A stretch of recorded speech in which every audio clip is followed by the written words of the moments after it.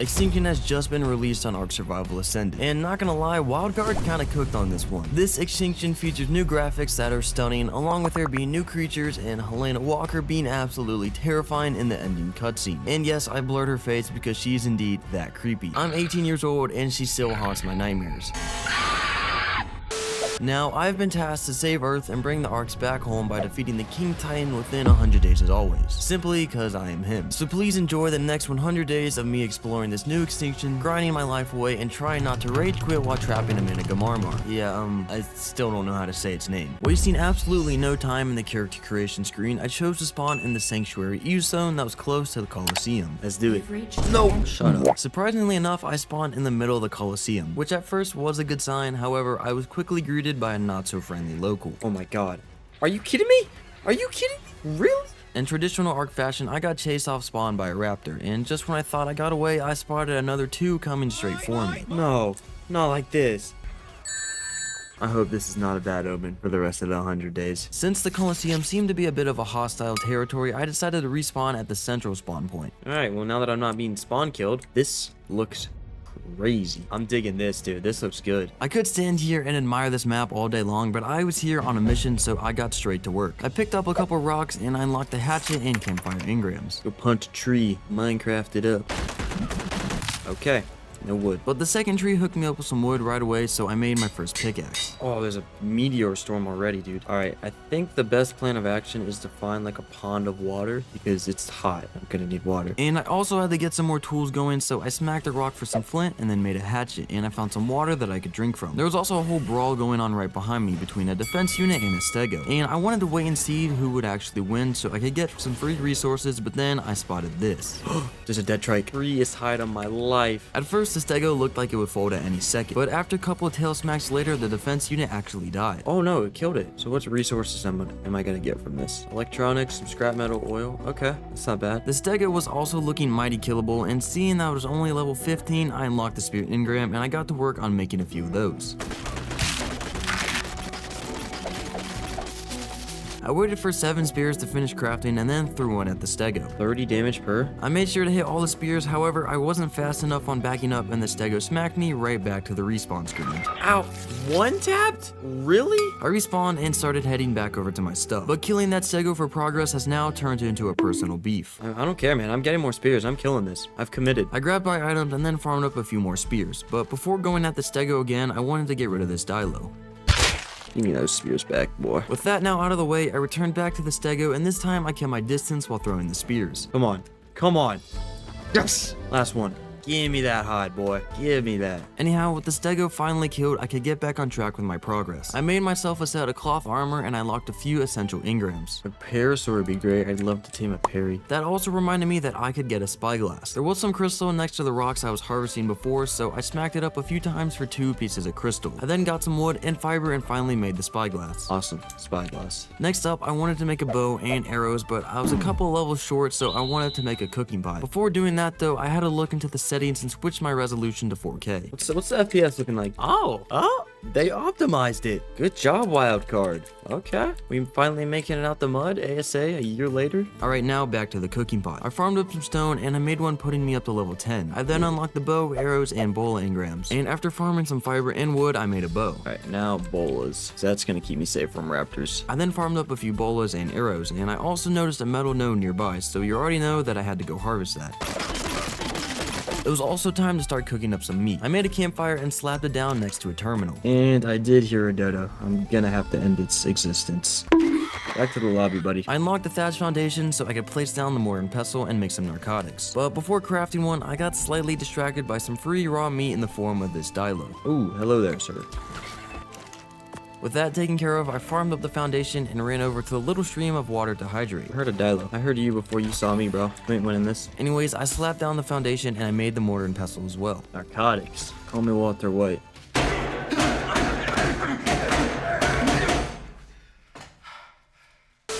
I was gonna go get a Perry as soon as possible, and there's nothing anyone can do to stop me. So I unlocked the saddle engram, and I then ran over to a dead defense unit's corpse. Sweet resources just like that. Honestly, I should probably grind out a few more cooking pots just to unlock smithy and stuff. Let's do that.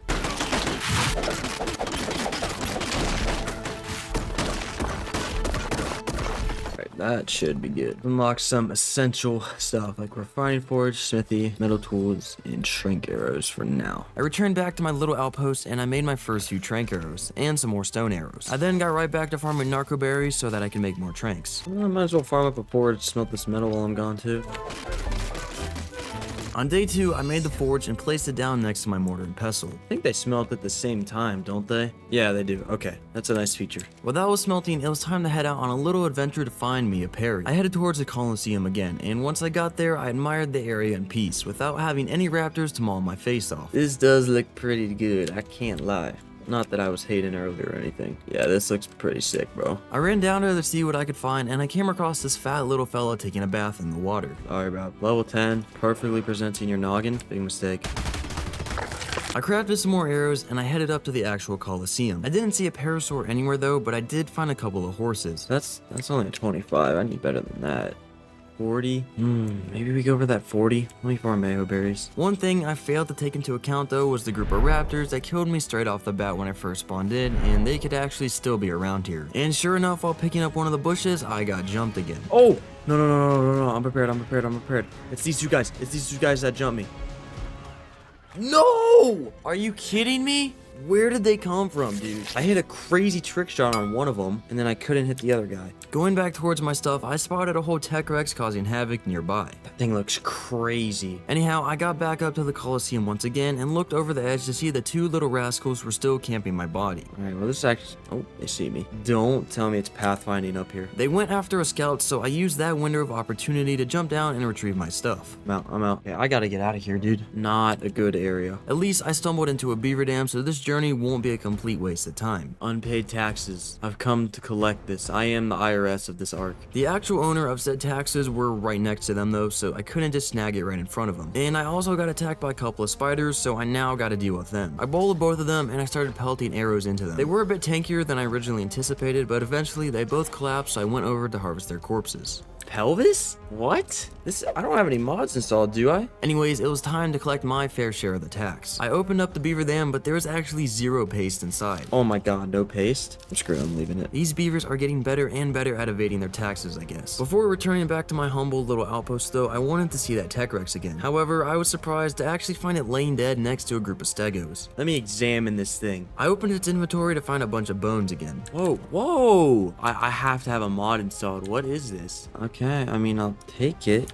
I'm still confused about these bones though. I can't tell if they're like vanilla or not. Like if I have a mod installed and I just don't know. I also spotted a couple of raptors causing trouble nearby. What level is the stego? Surely you can take down these raptors. But once they actually started fighting, I quickly lost hope in that stego and I ran away hoping so I wouldn't be next. Stego, go help your bro. Nope, yep, it's dead. I'm out. I'm going back to where my base setup stuff is. Back at my outpost, I grabbed the metal ingots and I threw some scrap into the forge. Okay, well, I just confirmed that these are actually part of the game now. Not sure what they're used for. Anyways, smithy. Just wood and stone, I can do that. With the wood and stone now acquired, I crafted and placed a smithy down on my singular thatch foundation that I call my base. And I made myself some fresh new metal tools. I guess I could try and farm up and tame a stego. They are quite slow though. Or a pteranodon, but I haven't seen any levels worth taming. What I have seen though is an oddly white Phiomia that I quickly turned into meat and hide. Well, after grabbing my new hatchet, of course. My hide stocks were now looking good, so I decided to make myself a set of hide armor. It definitely wouldn't help with the scorching heat of this map, but it would keep me slightly more protected. Let's go see if I can't find any more metal. I was also on the lookout for a high level pteranodon, and I did find a level 90, which would be perfect to start out with, but I quickly lost it in the flock of countless other pteranodons. How did I already lose that 90, man? It just straight up disappeared. Oh, there it is. Thankfully, I found it once again, and it was also kind enough to start landing near me. However... Oh, I got hit by something. Are you serious? Was it like a dilo or something? There it is. I slowly walked up to it and bowled it, and 3 tranks later, it was out cold. So I proceeded to load up my stone arrows again, and I packed up a dilo that was walking around just a little bit too close. Any chance I can get prime meat to tame this guy? Probably not. Unless there's any children I can eliminate. I looked around for a little bit to see if I could find a young, generous donator, but I didn't see anything, so I had to bite the bullet and tame it on raw meat. Well, that looks cool. Sunset shining on the buildings. That looks sick. While the Pteranodon tamed on day 3, I had to level up and unlock its saddle, and what better way to do so than grind out cooking pots.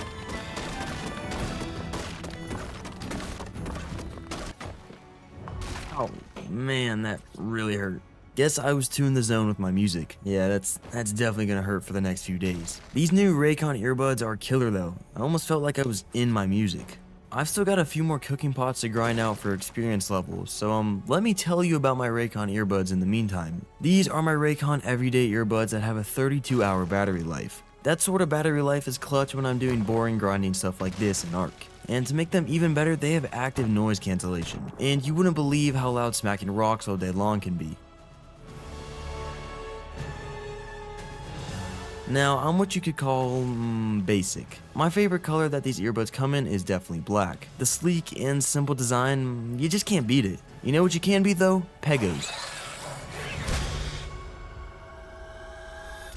Anyways, Raycon also offer protective cases that protect your eargasm-worthy earbuds, as well as keeping wireless charging possible. And 10 minutes of wireless charging may or may not shoot you to 90 minutes of battery life. I'm just kidding, they do that, and it's awesome for when you need a quick charge. That is, if you ever somehow manage to get to the end of that 32-hour battery life. Now, Raycon actually sent me a pair of their everyday earbuds for me to try out, and I can't recommend them enough. So treat yourself to a pair of Raycons and check out my link in the description where you will get 20% off site-wide for Valentine's Day. That's right, I have bestowed upon you 20% off on the best earbuds in the game.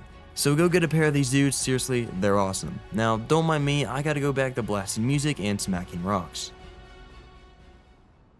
Oh, Explorer Note. Oh, that's clutch. I didn't even know this was here. I was just going for the tree. A few cooking pots later, I was up to level 38, meaning I can unlock the Pteranodon saddle. I made a few extra bolas and arrows, and I spotted some free hide going for a stroll right in front of me. You almost done taming, man? Oh, speaking of. Okay, gotta get this guy. Oh my god. Oh, I thought your deck was broken. What I was trying to say is I had to give this really cool looking Pteranodon a fitting name. One that would stand out just like the color pattern did. Hello, jacket. Alright, now it's time to acquire that saddle. I left the Pteranodon in neutral and went out looking for a source of chitin or keratin. Turtle. Level 20, easily killable. Please give me all the keratin I need. Yes, I think I got it. Oh my god, I'm one short. Are we serious? Get out of me, bro. Since I was just one piece short, I decided to start beef with the trike. I started heading towards my Pteranodon as I shot it and waited for it to angrily run over to me and the Pteranodon. Hit him. Got it. Give me one. Yes, okay, I got the one keratin I need. I just need a little bit more hide, and would you look at that? A wild Pteranodon has landed right beside me. 2 spears to the dome, and a few whacks later, I had all the hide necessary. So I crafted the Pteranodon saddle and threw it on Yellow Jacket, but as I already expected, I was too heavy to actually fly on it. So the plan was to go drop off my stuff at my outpost, and then go find a few Explore notes to level up the weight on it, because, yeah, this is terrible. Oh, get him! Sick 'em. After killing that spider, I deposited a bunch of my stuff into the smithy, and I went outside to look for said notes. Since they were in the same spots as Ark Survival Evolved, I quickly found the first note and dumped all the levels into weight. It's actually got pretty good stamina for its level. I also knew of a few notes around the Colosseum, so I started to fly towards that. Man, this place is foggy right now. Is this supposed to look like this? Let me fly out of the city real quick. Yeah, man, I think that's how the fog's supposed to look. Why is it red? That's kind of creepy. Anyways, I found the second and third Explorer note. One in the Colosseum and the other on top of a sewer pipe sticking out of the ground. Oh, and stamina. Awesome. Since I can now fly around the map, I wanted to find a permanent base location spot to live at. I flew back to my humble camp and started packing up. Oh wait, can I craft a crossbow? That'll be clutch. I made the crossbow and I picked up the rest of my stuff. And thankfully, Yellow Jacket could carry it all effortlessly because he's just built different. And while flying around, I looked at a bunch of different Pteranodons, but I didn't see any high levels worth taming. What I did spot though was another tech creature, being a tech stego. Okay, the tech creatures do look a lot cooler than they used to. I'm digging the tech creature look. Anyways, continuing my journey, I actually spotted a level 130 PT. It landed right below the bridge, so I flew down there, bulleted it, and knocked it out. I then flew towards the green obelisk to look for something to kill for prime meat. The meteor shower had also ended, clearing up most of the fog, but some of it was still around near the ground. At first, I thought it was permanent, but then it all cleared up. Oh wait. Or is it completely gone now? Oh, the fog's all gone. Okay, so maybe it was just like a storm or something. I don't know. Oh, this area is like wasteland-ish now. I was thinking of building here at the Green Obelisk, but now that it's basically part of the wasteland and super hot, I changed my mind. I flew back towards the city and I quickly spotted something that I've been looking for. Oh, you have a child. I'm sorry. Just need the prime meat, man. It's not personal. Eventually, the child gave in and I got 3 prime meat from it. Well, almost 3. Don't eat it. Oh! I guess 2 would have to be enough, but I wanted to give it some raw meat to finish the tame, so I killed a dodo nearby and returned back to feed the sleeping Pteranodon. Oh, sweet. It's gonna tame up. Okay. I named it Birdie, and I turned around to see that the Megatherium still had a vendetta on Yellow Jacket. Oh, kill it. Oh, yellow jacket nearly died, dude. That was close. Anyhow, it was time to continue looking for a base spot. I flew down to the lower parts of the sanctuary and I came across a little pond occupied by my good old friends, the beavers. Ooh, taxpayers live down here? Gotta put that. Ooh, and there's metal down here. Okay. This was definitely a contender for a base spot location, but I wanted to keep looking. I mean, the Coliseum is right here. I might have to. It's looking at me, man. It's like the base spot. I'm trying to resist the urge to build here. I don't know if I can, though. It's got water. It's perfect size. I can easily make it defensible. I can't resist, dude. I'm giving in. After careful consideration and a little bit of thought, I decided to build right here in the Colo. Psych, I ain't building here even if they paid me to. No, I won't give in. I will not give in. Come on, we're gonna go find a better place. I don't know if it'll be better. I can't be that basic, dude. I have to break the stereotype. So on day 4, I headed back towards the green obelisk to see if I could find a decent spot to set a base at. Okay, I know where I'm building. I'm building right here. We got water. This is a unique location. It's got space, not too far from resources. Let's do it. I placed down my single thatch foundation, the forge, smithy, and mortar and pestle. Need to make a sleeping bag just in case. Alright, let's go farm a bunch of metal and then come back and we can just have that smelting while we start working on base expansions. Hey man, you know it helps if you fly, right? Once Birdie realized he had wings for a reason, I went back down to the lower parts of the sanctuary where I knew I could find a bunch of metal. With a little bit of metal farmed, I flew back and threw it onto my forge. I then got some wood from a nearby tree, lit the forge up, and I flew back down to hydrate as I was really thirsty by now. There's water right here, what am I doing? Anyhow, it was time to start working on an actual house. I unlocked the stone structure engrams that I would need, and I headed into the city to start farming. I also placed down a sleeping bag and named it Farm as I was getting really close to dying from the heat. Let's head back up to the base and place down which stone structures that I have. I'm probably gonna have to visit the respawn screen. With a basic 2x2 constructed, minus the ceilings of course, I repaired my hatchet and headed back out to the farming zone. And while minding my own business, chopping down a tree, I heard something behind me, and sure enough, it was Yellow Jacket getting into a bit of a scuffle. Oh, I hit the trike. After killing the troublemakers, I farmed up the rest of the structures, being a few windows and ceilings. Probably craft one more forge. I was also missing a bit of hide, so I took off looking for something easy to kill. And this low-level Phiomia would work just fine, but after killing it, I was still one hide short. Really? One hide? So unfortunately, I had to put an end to this random Pteranodon's life. This was killed in one shot? Nope. Oh, no. I should have spoiled it. I hopped back on Yellow Jacket to chase the Pteranodon down. Remember, no witnesses. Anyhow, I already got all the hide I needed for the forge, but I did come across another pig, and you know, I cannot pass up on such an opportunity. Hello there. You were looking like some more free hide. And I was correct.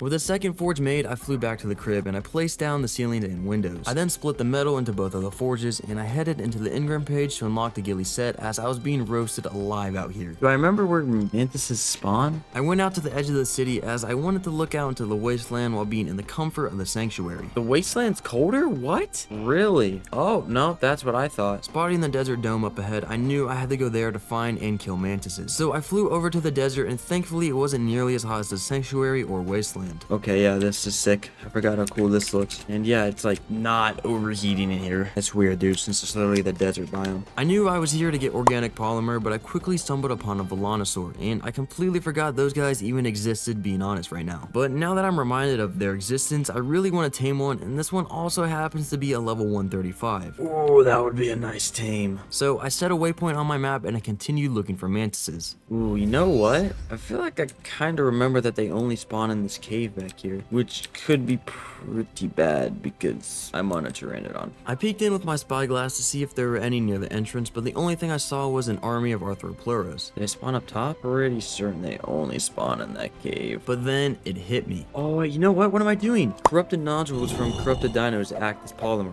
I just need to kill those. Okay. Well, it's actually good I spotted that velo. So I started making my way back to base, and I spotted a corrupted Pteranodon beefing with some stegos. So I pulled out my bolas, and I put the corrupted Pteranodon back in its place. Got it. And I got 9 corrupted nodules from it, and I made a Ghillie chest piece and gauntlets. Oh no. Come on, craft faster. I found another corrupted Pteranodon just outside the desert dome, finding a trike. I waited for it to finish it off before killing it and getting another 7 more nodules. And culprit number 3 was also found shortly after.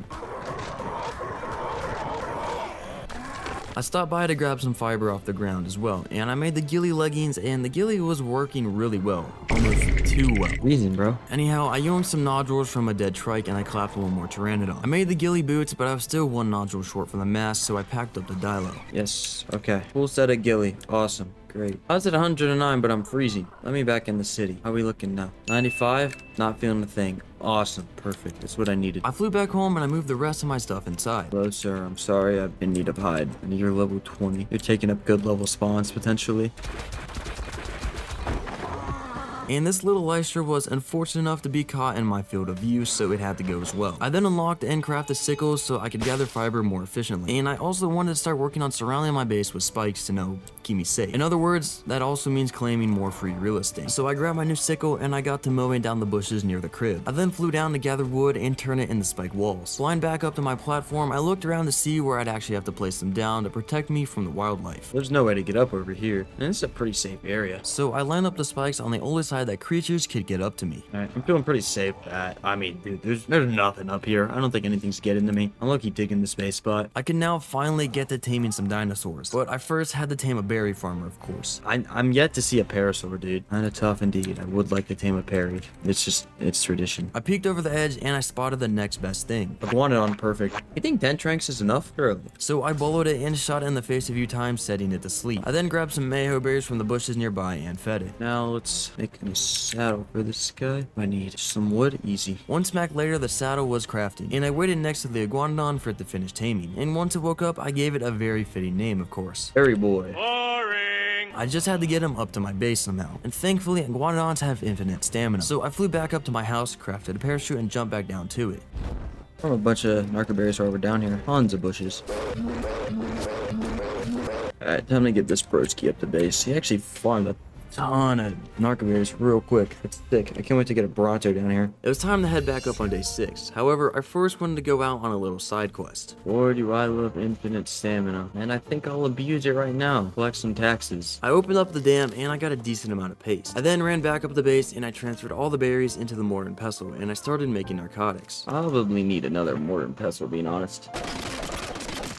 With the second mortar and pestle now made, I split the berries into both of them, and I split some more raw meat in my inventory to spoil in the meantime. If I can't get any more real quick, what can I kill? What can I kill? Ooh, Argy, 55. First one I've seen. Definitely not worth taming though. Other than that, I really didn't find anything easy to take down. So I just headed back up to make narcotics with the meat I got. Alright, I definitely want to tame an Argy next. I unlocked the saddle engram and I made some tranks. I wasn't exactly sure whether Argys could carry Velanosaurs or not, but I would need one regardless. So I flew down into the city again to farm up a simple trap.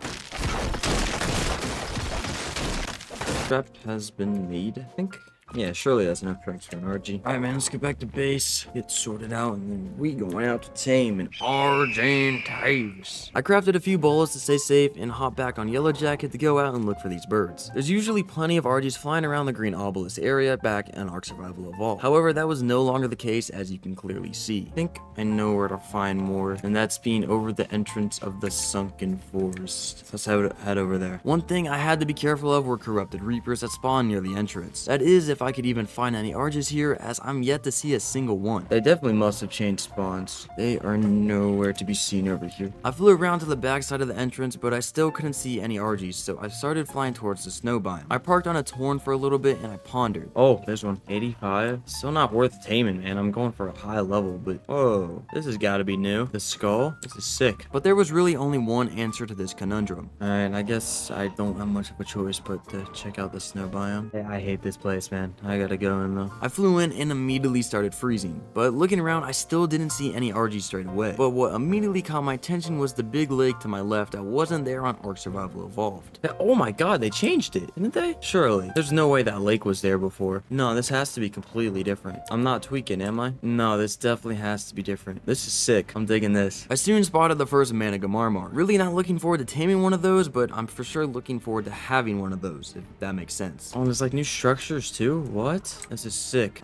I like what they did with this. I flew closer to investigate the abandoned building, and it had a city terminal inside of it, so of course I had to go check it out. Except I couldn't actually use this one. What? Can you not use these? What? Anyhow, I flew to the other side of the dome, and I started heading towards the desert once again. And there I spotted the next extinction creature that I almost forgot existed. Oh, Gasbags? I'm forgetting about all the extinction creatures. I love a Gasbag. They have crazy weight. That's a I know I was here to get an Argy, but since I found this gem of a Gasbag, I wanted to know if I could knock it out with the tranks that I had on me. So I took a quick look into Dodedex, but unfortunately I didn't have nearly enough arrows to send it to sleep. Haha, a lot more than I have, sadly. Okay, yep. Stick in the Argies. I started heading back home and I flew out to the green obelisk again to see if there was any new Argies spawned, but to no avail. This is ridiculous. I just circled the whole map and saw 2. Yeah, it's crazy. I then flew down towards the trench and there I spotted another couple of Argies. One of them was a level 90, which wasn't great, but it's definitely the best one I've seen so far, so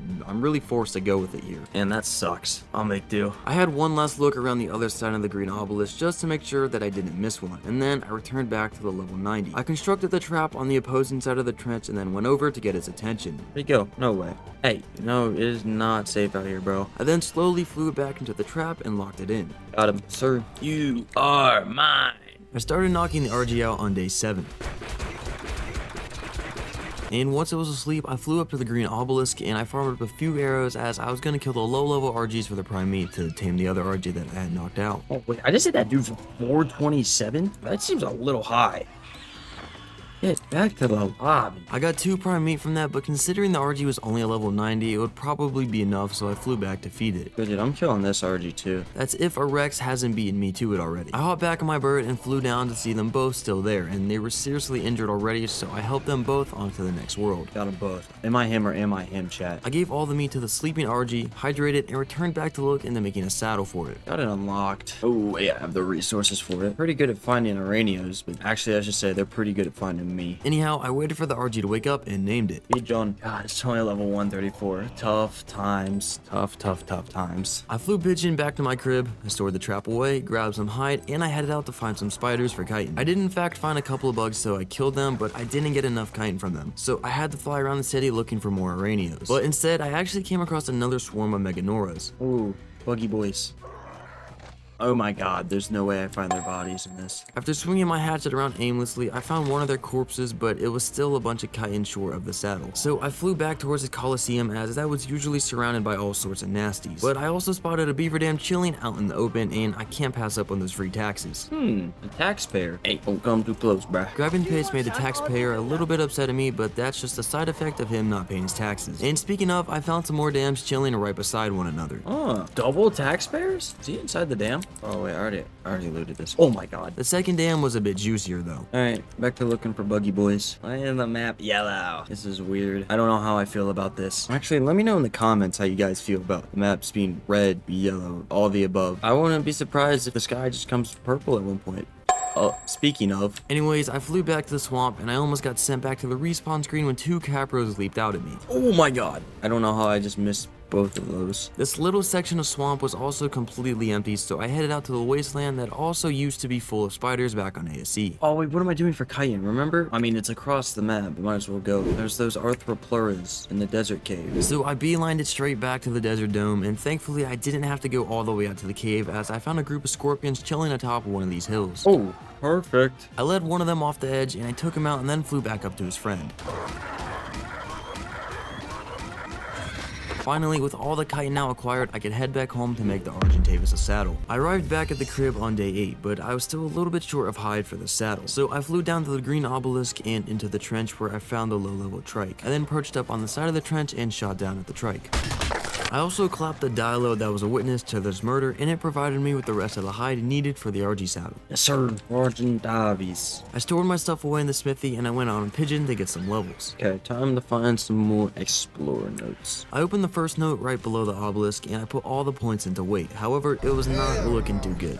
This thing has bad weight. This physically pains me to own this Argy. I gotta push through though. Maybe we'll get a better one to spawn. I flew through the center of the sanctuary, through the Coliseum, and I landed at the giant tower behind it. Hello, child. Okay, that was weird. I'm Chris Hansen. No, you're not. Oh, they actually like put trees, foliage, and all that stuff on this. This definitely looks better. Oh, even though all the foliage and greenery looked nice, it was making finding notes a little bit of a challenge.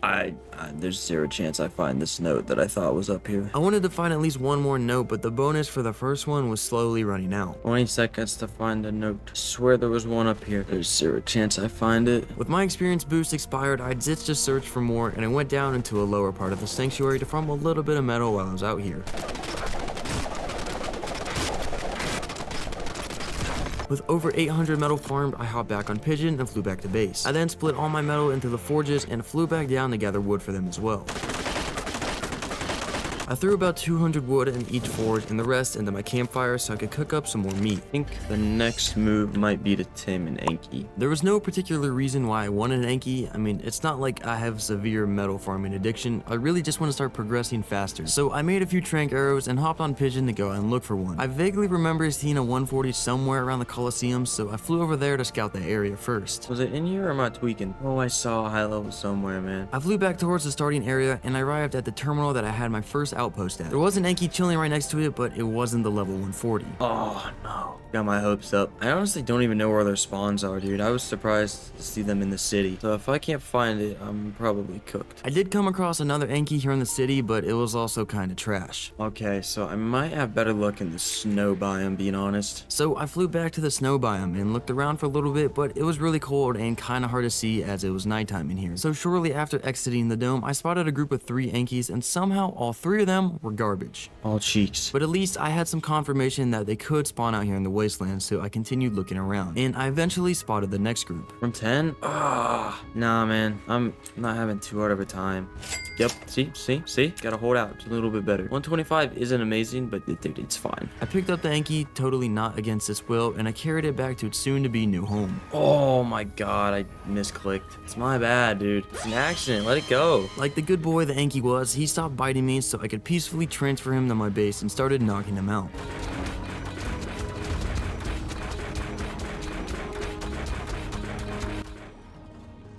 Okay, alright, let's farm some mare bears, start taming this guy. I fed the Anky and unlocked the saddle engram and then ran inside to see what I actually needed to craft one. I had enough metal and fiber, but I was once again short on the hide, so I had to go out with Pigeon and do a little bit of hunting in the meantime.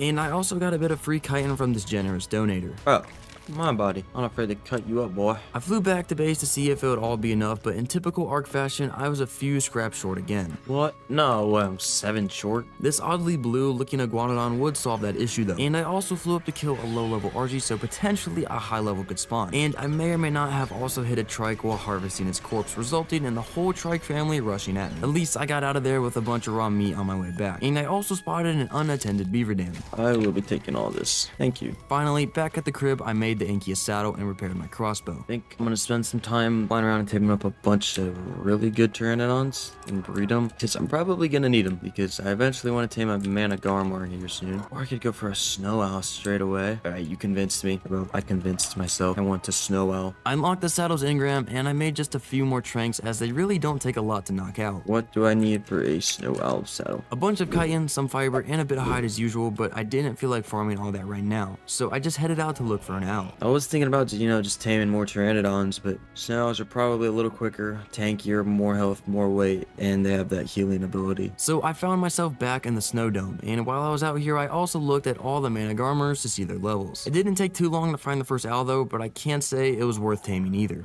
5, bro. On day 10, I found a few more mid owls, and this duo that was surprisingly coordinated. 20, both 20s, and they're both mindlessly flying that way. Okay. Even though the owls weren't great, I did find something else worthwhile. Oh, 145 Managarmr. Boy, do I wish I could tame that. Alright, let's leave a waypoint. I didn't want to give up just yet though. I consulted my good friend Google to see what I needed for a Managarmr trap. Okay, these traps are definitely more expensive than I thought, but I cannot pass up on a 145 mana, dude. I was about to head back to the city and start preparing for the mana tame, but then I spyglassed another owl and it was a level 125. Never mind, I gotta tame the snow owl. That's what I came here for. Okay, and then we're gonna come back and tame that mana. I constructed the owl trap and flew over to get his attention, but even this plan got foiled as a level 90 mana started to fight it. It's gonna die. Never mind, that snow owl is cooked, chat. Thankfully though, while flying back to the city, I spotted an even better owl and it wasn't near any danger. So I slapped my trap down and I actually managed to lure this one inside. Just like that. Alright, let me make some campfires to, stay alive while I'm tranking this thing out. I made 2 campfires, placed them down, and then lit them. Then the shooting could commence.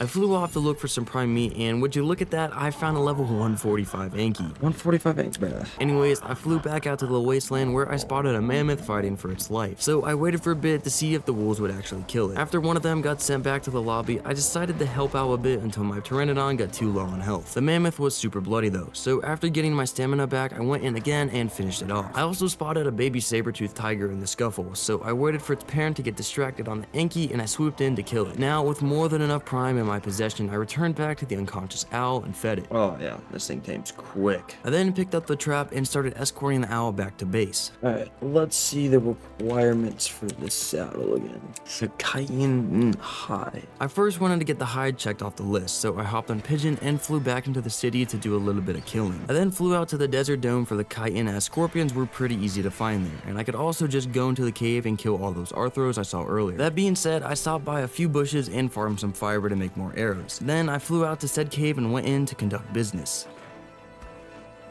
Oh, aggroed more than I thought. And one of the arthros absolutely sniped me with its spit, instantly breaking all of my ghillie. I got one of them, but there were plenty more still chasing me, so I ran back to harvest its corpse, but I only got around 50 chitin from it, so I'd have to kill a few more. So I decided to pick them up for my Argy and claw them to death from then on, you know, instead of taking on a whole army by myself. I finally had all the chitin I needed on day 11, but before heading back home, I accepted a humble gift from the Ark gods in the form of a dead Ankylosaurus. Huh. Well, if free hide just presents itself, I'm not gonna pass up on it.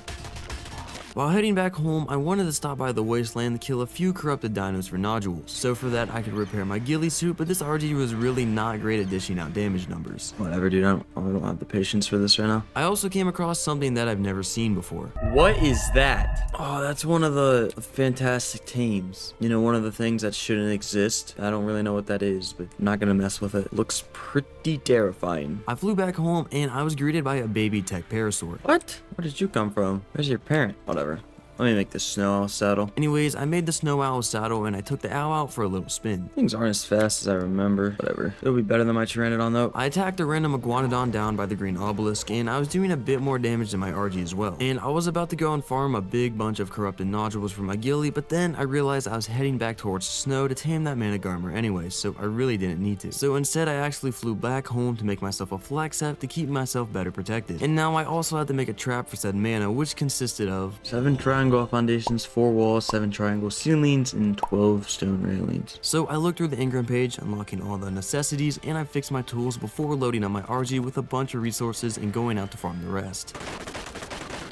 I did get disturbed by a defense unit rolling up on me, so I tried to handle it peacefully by farming a bit further away, but it was insisting on fighting me, so I had no other choice but to send it back to the lobby. Wait, I have walls back in my base. I think I have everything for the trap. Don't really know how to build it though, but you know, I'll figure it out on the fly. I grabbed the walls and I crafted a bunch of trank arrows. I arrived at the snow biome on day 12 and I was quickly losing my health due to the immense cold. Thankfully though, I could heal myself up really quick with the snow owl. I flew back to the waypoint on my map, but I couldn't see the level 145 mana. Instead though, I found a level 115, which also wasn't bad, but I'd much rather have that level 145. It honestly could very well be dead. I'm praying it's not though. I looked around the general area of my waypoint, but I only found 2 other manas, kinda close by, but neither of them were the level 145.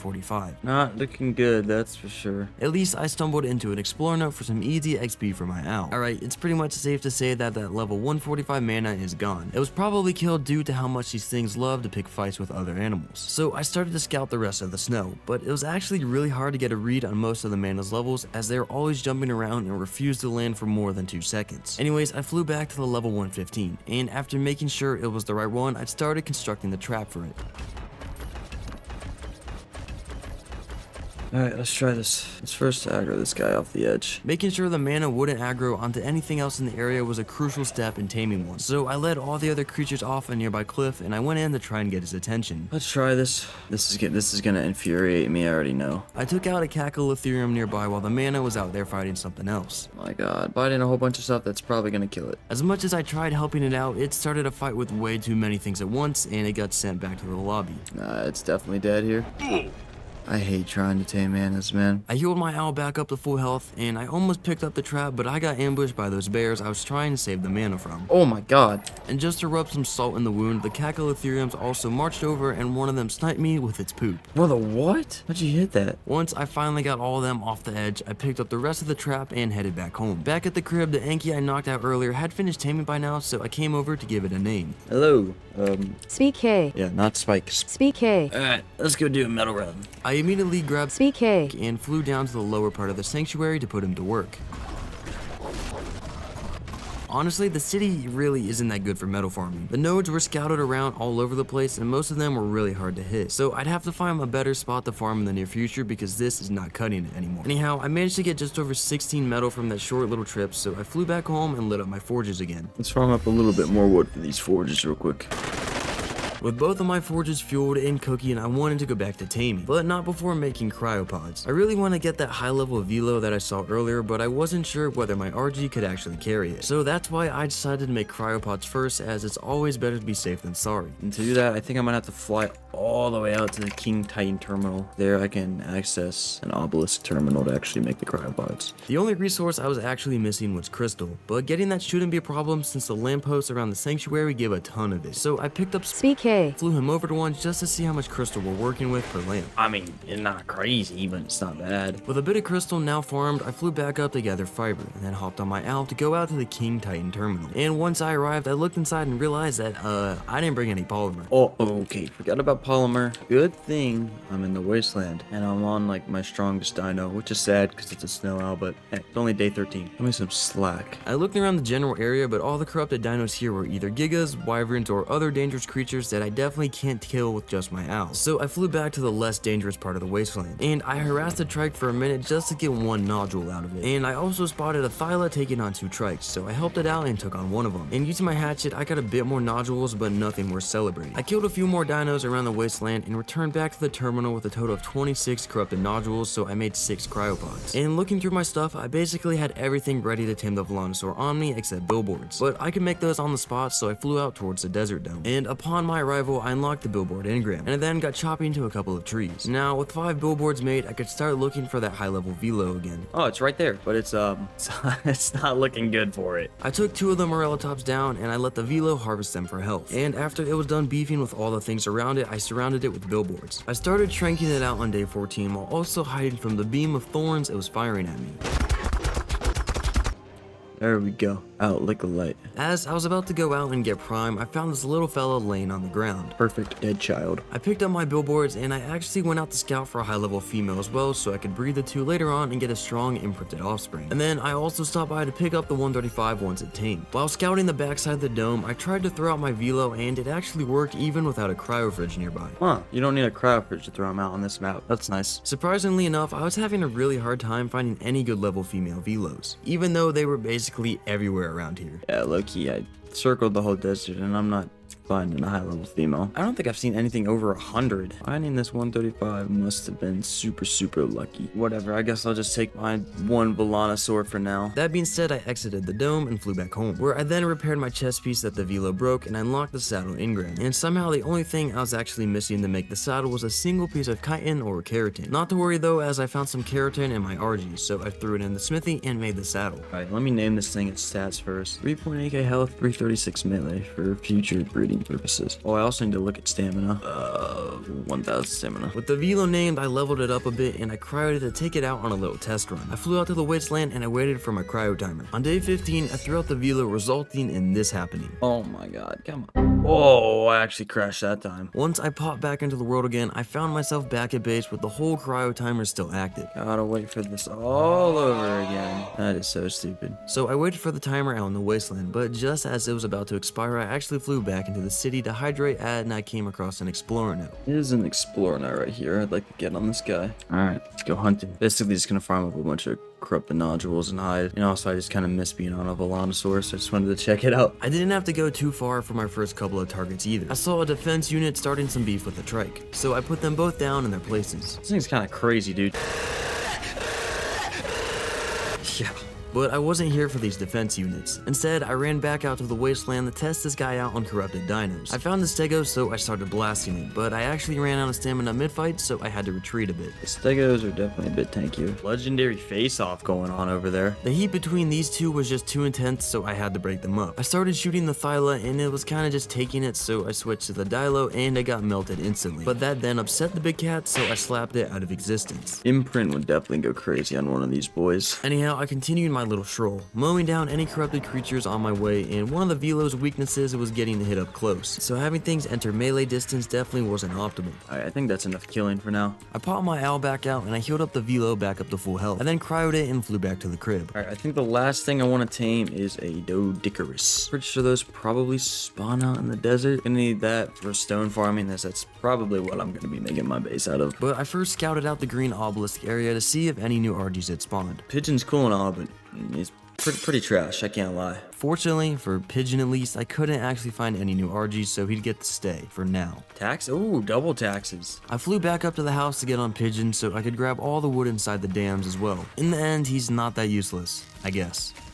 Yeah, the taxpayers don't seem to be home, which is nice. All the loot I just got from those dams filled up my smithy all the way, so I had to craft a couple of storage boxes to store my excess resources in. There we go. With my inventory now sorted out again, I could finally go out and tame a Doedic. Oh, honestly, I should probably take my billboards as well, just in case I find a high-level female Velosaur, because I am going out to the desert. After grabbing those, I flew out towards the desert dome again, and I actually came across one of the new dinos. Oh my god, it's a new thing, the Dreadnoughtus. Holy, this thing is huge. Almost as huge as your mom. Is it passive? Seems to be. Oh, there's two of them. I'm definitely taming one of these boys. It's 100 days. Don't ask me how though right now. I honestly completely forgot about them. Their tails look kind of stubby. Anyways, I flew into the desert and I started looking for Doedics. Eventually, I came across a level 110, and it's not exactly the highest level, but it's the first one I found, so I decided to tame it.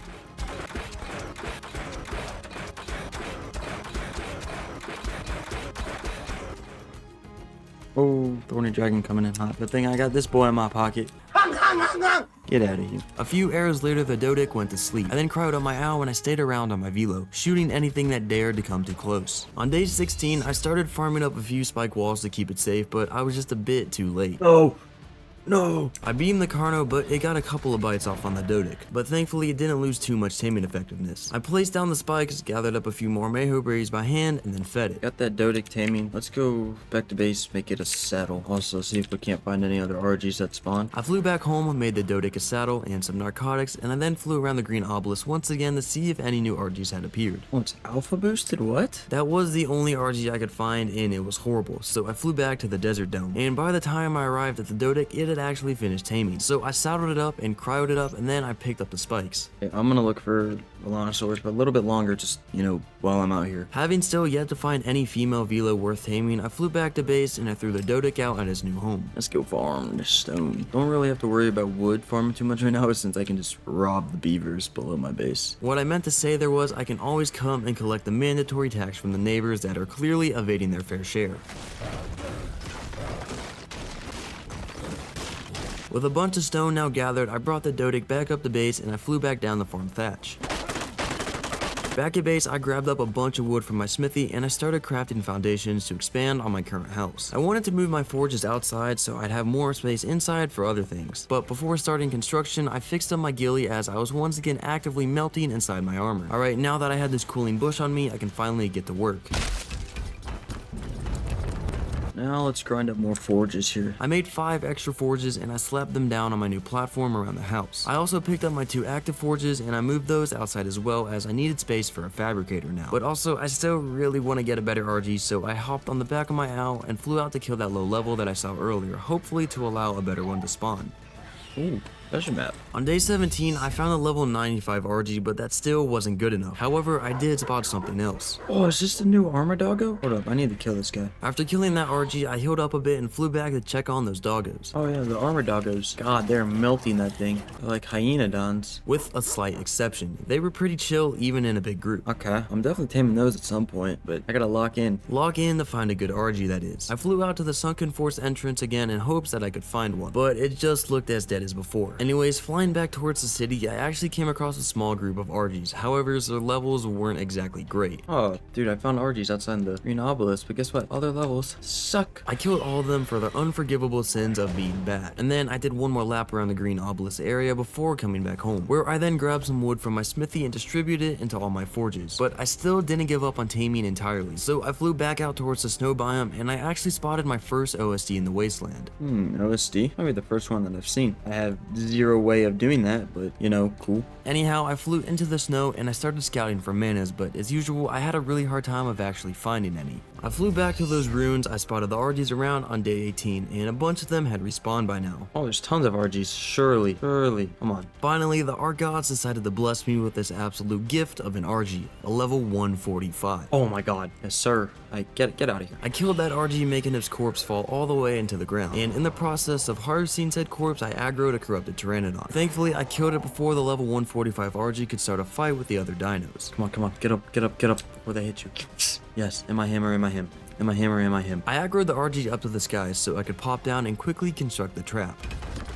I then got its attention and I led it into the trap. Got it. Yes. I knocked the Argy out and I headed out to find some easy prime meat for it. I found a couple of stegos, so I popped out my velo and I beamed the first low level. But since that didn't give me enough prime, I also had to drop the other one. Now flying back to the Argy, I fed the prime and waited for it to wake up. Finally. Alright, Pigeone. With Pigeone, the successor of Pigeon, now tamed, I flew back to base to get it saddled up. Ah, dude, these things look identical, except for their bellies. Anyways, it was time to level up Pigeone a bit. I knew there was an alpha raptor by the green obelisk I could kill, but I first wanted to grab a couple of explore notes so I could get a ton of levels from killing that. Okay, there's one. There's one right here, and then I'm assuming there's one at the very top. I kept this one in mind and I went up to look for the other one.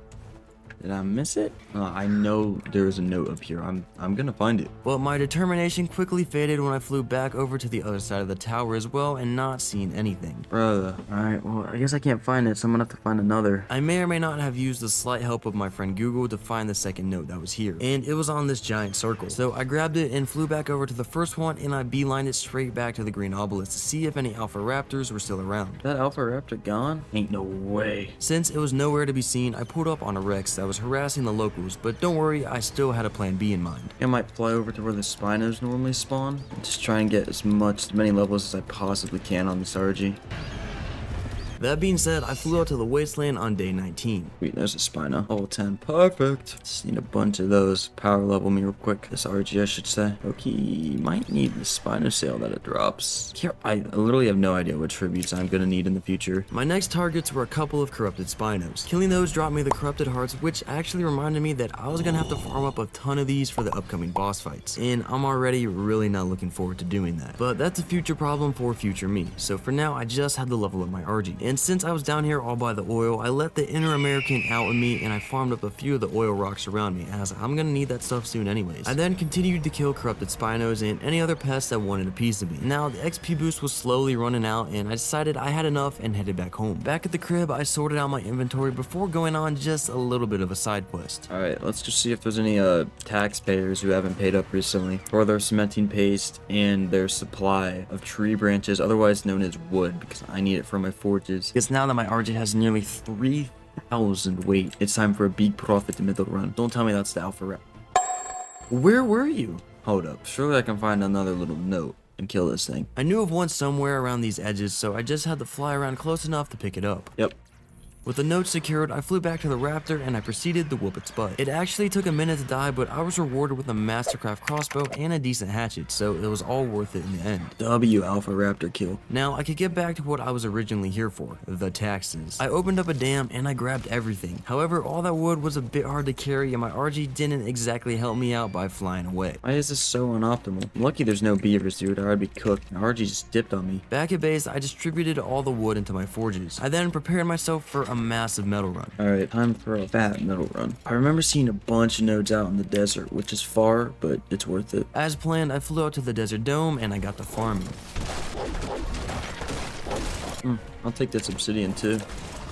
The metal farming continued into day 20. There were plenty of metal nodes around, but once again, they were kind of scattered all over the place, so it wasn't optimal for farming. Alright, well, I'm doing some research. By that, I mean watching a YouTube video on best metal locations on Extinction, and it seems like coming to the desert was a bad idea. All these locations that I'm seeing that are really good are in the sunken forest, which is on the complete other side of the map. Nevertheless, I pushed through and I farmed up a decent amount of metal before heading back to the sanctuary, and I actually stopped by the lower parts below the Coliseum to grab a bunch more nodes that I spotted.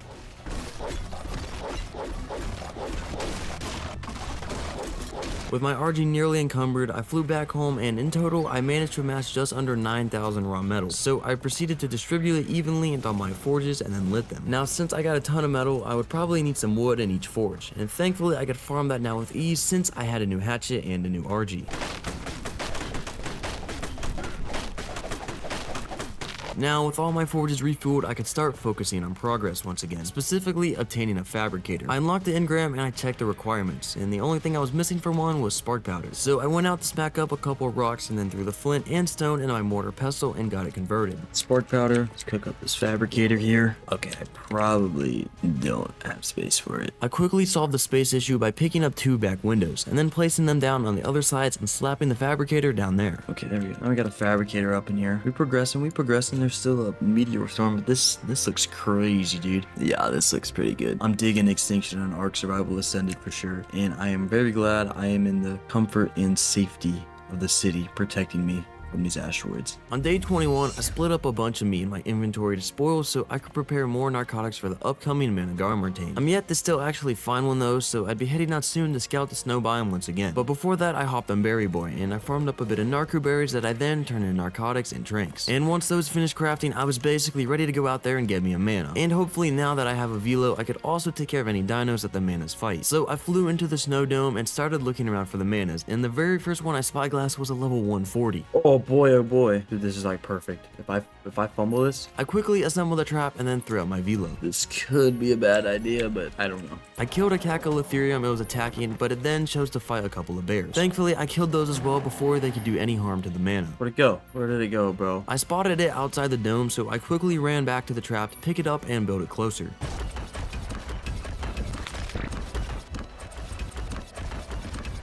With the trap once again standing, I killed a few wild creatures in the area, and I did notice the mana performing some weird sort of sorcery up on the hill above me. Is it stuck? Or what is wrong with it? I flew up to it with my owl and I nudged it back towards the ground. And as a per usual mana behavior, as soon as it made contact with the ground, it started jumping everywhere again. So I cryoed up my velo and I hopped back on my owl, and I just now had to wait for the mana to finish its tomfoolery and dash at me. Okay. It's aggroed onto me. Come on, dive down right there. No way it worked. No way. Yes. Oh my god, am I him? It did, however, look a bit rough on the health department, so I clapped a Megalosaurus that was kind enough to walk right up to me, and I dragged this corpse over to the man in hopes that it would eat it. Eat that. It didn't exactly look like it was gonna eat that body though, so I started farming up spikes as I was gonna have to wait for it to heal over time, and I also did throw out my velo again just to keep me safe. Need a magnifying glass is what I need. I didn't have any metal on me though to craft one, so I'd have to go back home anyways, and I made sure to mine the obsidian node that was sitting right beside me, and I headed back to base. Please do not get out of the trap while I'm gone. On day 22, I arrived back home, and I made the magnifying glass, and I also grabbed some spike walls that I had in my storage box. Alright, fly back up. I'm honestly probably just gonna have to sit with it for a while so it can heal up. I tried feeding it at a body, but it was not interested. I returned back to the mana, and he was luckily still in the trap, and I wanted to try and feed it a corpse one more time. So I hopped on the back of my velo, and I beamed down a few creatures that were nearby. I flew into the snow dome, but then I realized that it wasn't even bloody anymore, so I pulled out my magnifying glass to inspect it. Oh yeah, it's back at full health. So I farmed up a few more spike walls, and I surrounded the trap completely before starting the tranking process.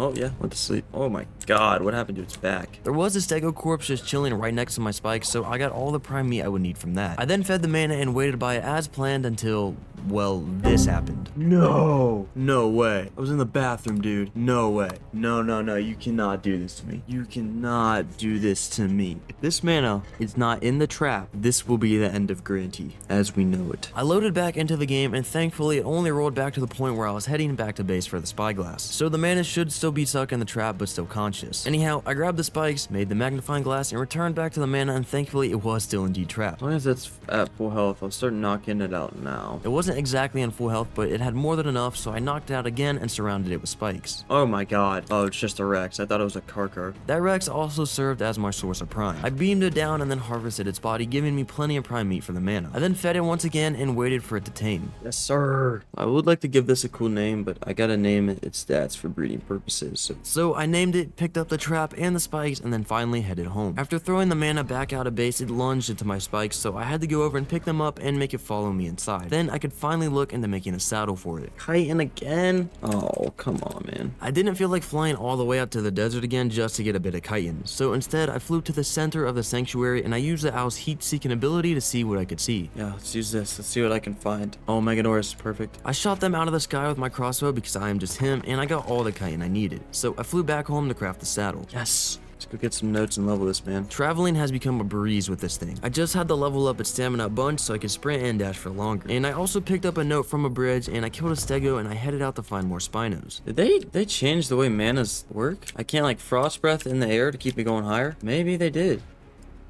Huh. Anyhow, I arrived at the spino area in the wasteland and I got to work.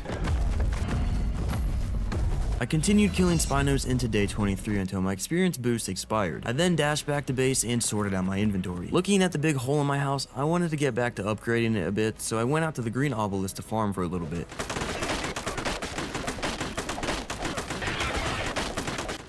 Coming back to base, I spotted a couple of dead defense units, so I accepted the humble offer and grabbed the free resources that they provided. Back at the crib, I grabbed some foundations I had laying around and expanded the platform outwards a bit. With the materials I farmed, I crafted more foundations, but I soon ran out of stone, so I had to go out and farm some with my Doedic. And while I was out farming, I had a look at the map's cosmetic items. I equipped it to my flag and I started dripping out. Just realized my mic's been off, but check out this new drip. Holy, do I look cool. Too bad I'm gonna keep the Ghillie on for right now because it's hot. We're making a little base expansion over here. Now some storage, maybe some artifacts in the future. I replaced one of my windows with a double door frame to connect my current house to the new section, and then I started crafting the walls for it.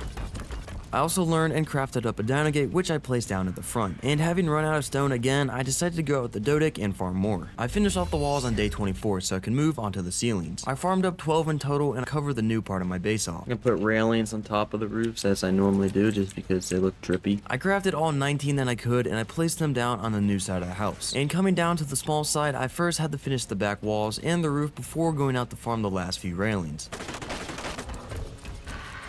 As a final touch, I filled in all the windows with hatches, but it was kinda dark inside. Need to get a wall torch up in here. It is dark, alright. I made a couple of those and I placed one above my smithy and the other one above the entrance to the second side of the house. Okay, nice. Got the base expansion mostly done here. Alright, let's unlock a bunch of like electric stuff. Battle rig garage. What? I made a generator and I unlocked something called a wasteland light, but I couldn't find it in the Fabricator even though it specifically said that I could craft it in there. So instead, I just made a couple of omnidirectional lampposts. Anyways, I placed the generator down in the new side of the house and I put up the lamp in the corner of both the rooms, properly lighting them up. Okay, got some light in the base now. I'm actually gonna see, can I make a grill? The reason I want to make a grill so early is just because you shred through food in the wasteland. Because there's that effect that just makes you super hungry. Anyhow, I made the grill and it actually fit perfectly between my generator and the wall. Let's go farm some meat for that real quick. Managarmr. Oh, never mind. With the meat cooking, I took a second to appreciate the drip of this map again. Boy, does this set look cool. Another thing I wanted to make were canteens. With the corrupted nodules that I had, I managed to make 2 of them, and I filled them up with river water around the green obelisk. And now, I'm just now noticing how cool the new ice breath on the Managarmr looks like. Okay, the ice breath looks sick. I didn't even notice they changed that. That looks awesome. While on the topic of manas, my next objective would be to get a high level male so I could breed the 2 and get a strong imprinted offspring. But I first had to farm more narcotics, of course, so I hopped on Berry Boy and took him out for a spin. And since I used the stone walls that I used on my last trap to upgrade my base, I also had to refarm those. On day 25, I had everything ready, so I set out on my mana to the snow dome once again. At first, the whole dome looked a bit empty and I didn't see any manas, but after a bit of searching, I spotted a level 55. Now that I'm on a mana, I can just kill the bad ones. That's easier said than done, however. These things literally literally refused to land even if their life depended on it. So I killed the sabers that it was fighting, but I gave up on the mana itself as it just kept flying everywhere. I did another lap around the dome and I found another low level, and this one I actually managed to kill, and shortly after that a level 15 entered my field of view, and that one died to the creatures that it was fighting. And as I turned around, I spotted a level 90 male that had spawned where I just killed that other one. Not gonna lie, I did kind of struggle to kill this one a bit due to how low the melee damage of my mana was, but I got it eventually. I then looked around for a bit longer, but I couldn't find anything worth taming, so I decided to call it quits for now. Back at base, I learned the industrial forge engram, and I looked to see what I was missing for actually crafting it. Oil, okay. Honestly, not too hard. I think I have, easily I have the paste. Crystal and oil. Both of which were pretty easy to farm here on Extinction. So I cryoed out my Anky, and I wanted to go farm oil first, but then an asteroid storm came out of nowhere, so I decided farming crystal it was. I picked up SPK. with my Argy and flew down to smack up a few crystal nodes, but then I got a better idea. I first crafted 3 storage boxes and placed them down inside my base. I then transferred all the resources that my Doedic had on him, and I took him out to smack the lamps up in the city. I want to see if this Doedic is better at farming crystal from these lampposts and things. I tested my hypothesis out on a nearby lamp, and it proved to be very effective. Oh yeah, that is the strategy, bro. I forgot about this. Oh, you know what? I'm just remembering. I wonder if those table things are still here. On like the other side of the city. Let me fly and go try and find them. I think it's under this building here. Or they used to be at least. See if they're still there. I flew under to see if I could actually find them, but honestly, it wasn't looking too good. Not looking good. I'm pretty sure they were right here. Huh. Maybe the tables are gone. So I resorted to smacking up lamps instead.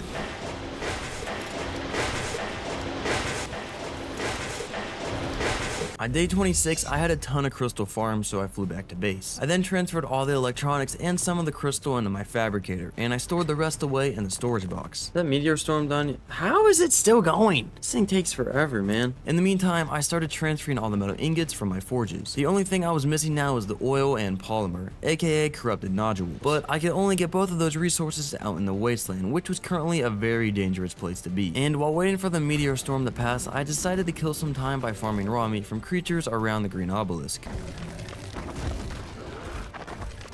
How is this storm still not over, chat? For my second little side quest while waiting for the sky to clear, I decided to go up and chop down a few trees so I could refill my normal forges once again. They still had a bunch of raw metal inside of them, so I'd have to refill them sooner than later anyways.